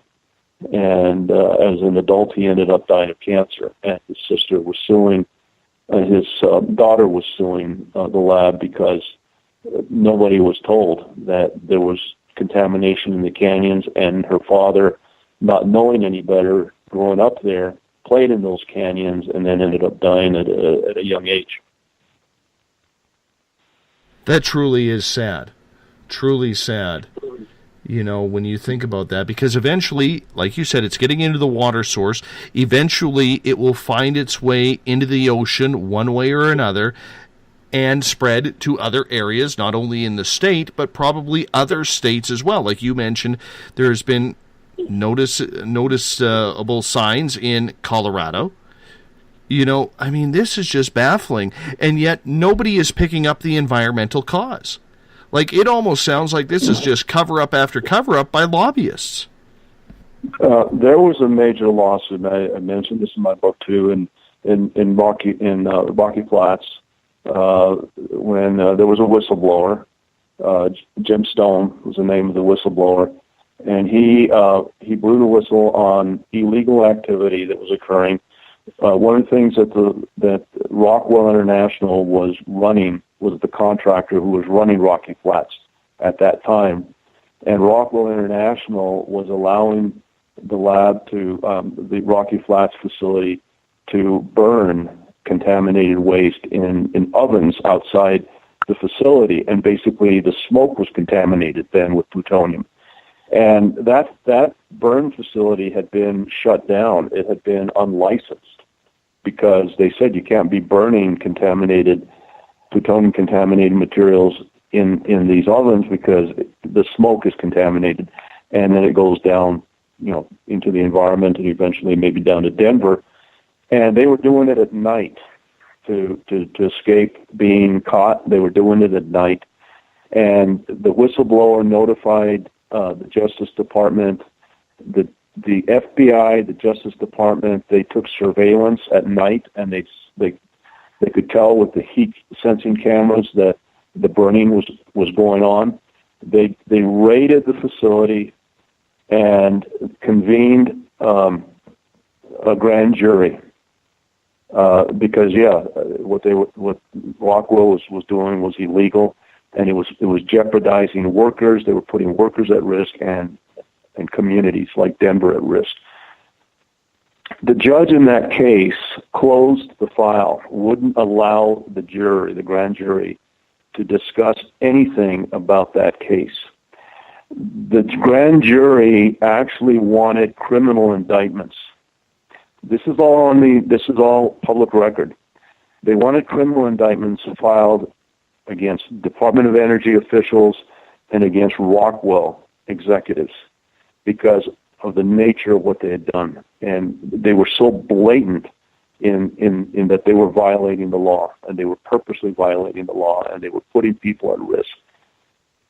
The judge sealed the grand jury's indictment, and the Justice Department, who actually did the surveillance and did the raid and documented the fact that Rockwell International and the executives there were doing all of this stuff, the Justice Department would not sign off on the grand jury's request for criminal indictments.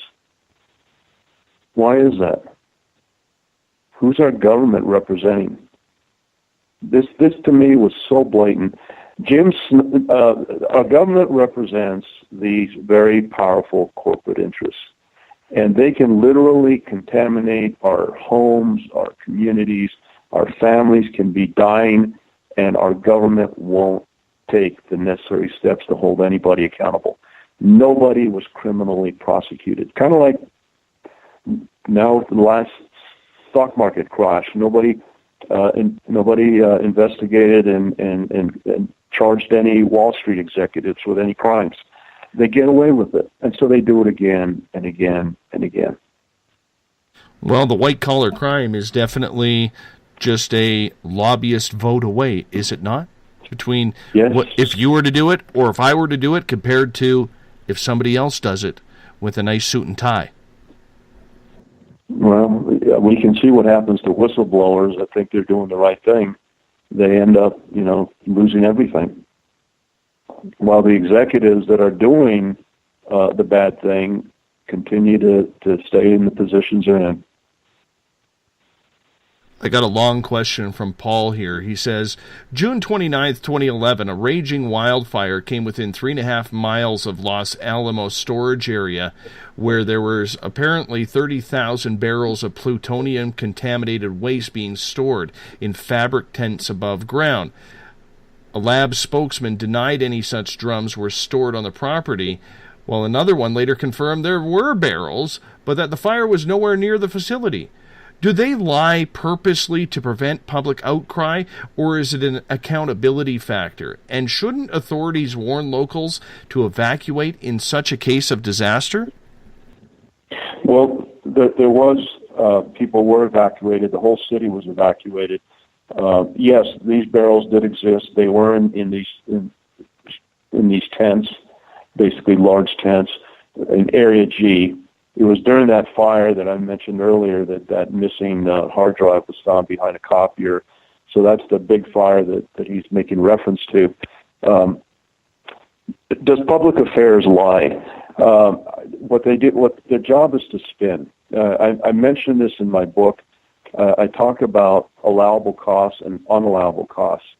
The cost of the contractor incurs to promote its image or to present a positive image, that's an unallowable cost. But yet the laboratory gets reimbursed for every dime.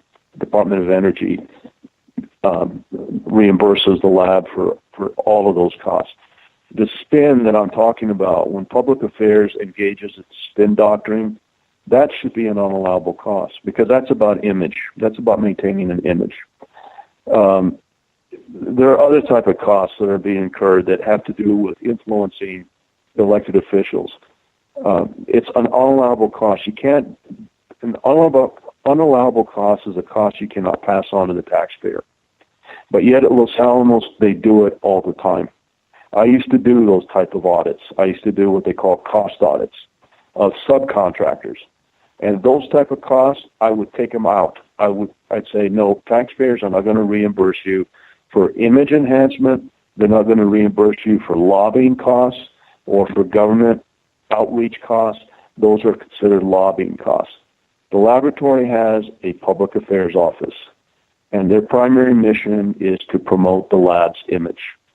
That should be an unallowable cost, but they have a stable of reporters, of journalists, of people that their whole purpose is to deal with the media and to present the proper spin. They have what they call a government relations office. That's an office that's involved in constantly maintaining contact with local and national elected officials. They call it a function for educating our elected officials, but it's lobbying. What they're doing is they're lobbying. Lobbying is an unallowable cost. Another cost that's unallowable is called community outreach, where they attend banquets and events and they pay like $10,000 for a 10-place setting table. You can sit 10 people and you have 10 meals served, and it's basically $10,000 just to be in the room.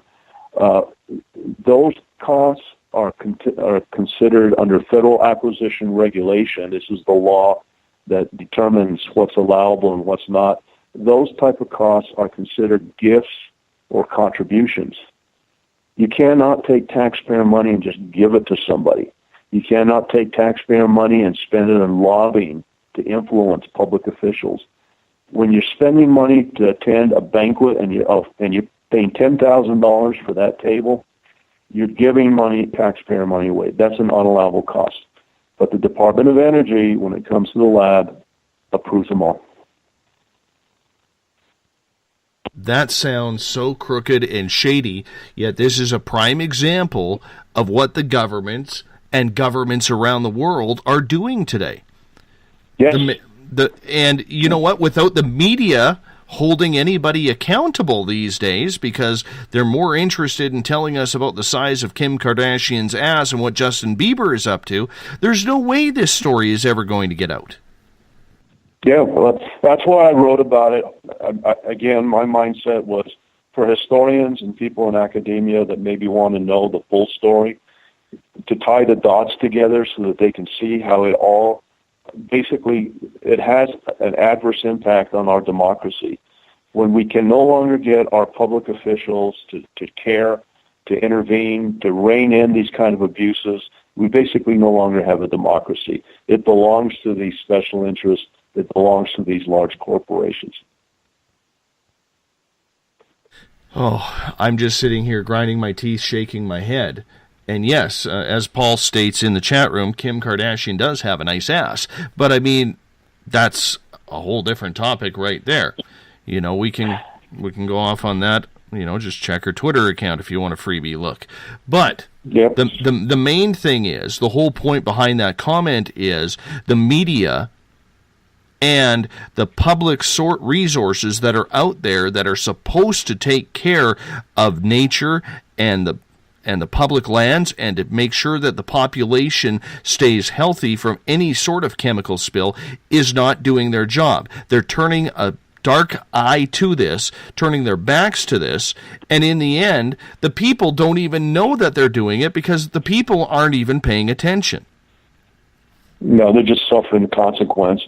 They're having to deal with the cancers. They're having to deal with the the radiation sickness. We visited with the FBI. We've talked to Justice Department. We tried to get them to engage, and even their hands are tied because these are political appendages. They belong to the political body, and the political body is what determines what gets investigated and what doesn't. The FBI will investigate a bank robbery. I don't think they need to ask permission from an elected official. I don't think they're going to get in trouble for investigating a bank robbery. But when it comes to facilities like this, where there's so much money involved and such powerful special interests that are benefiting from having these facilities being kept in business for as long as they are being kept in business, the Justice Department can't just step in. It's like a minefield. The FBI can step on a mine. They did it with, I'm trying to remember which case it was. They came in, I think it was the Wen-Ho Lee case. They felt they got burnt on that. But the fact of the matter is they got burnt because of politicians that were looking for a spy that never existed. But the FBI did take a beating on that.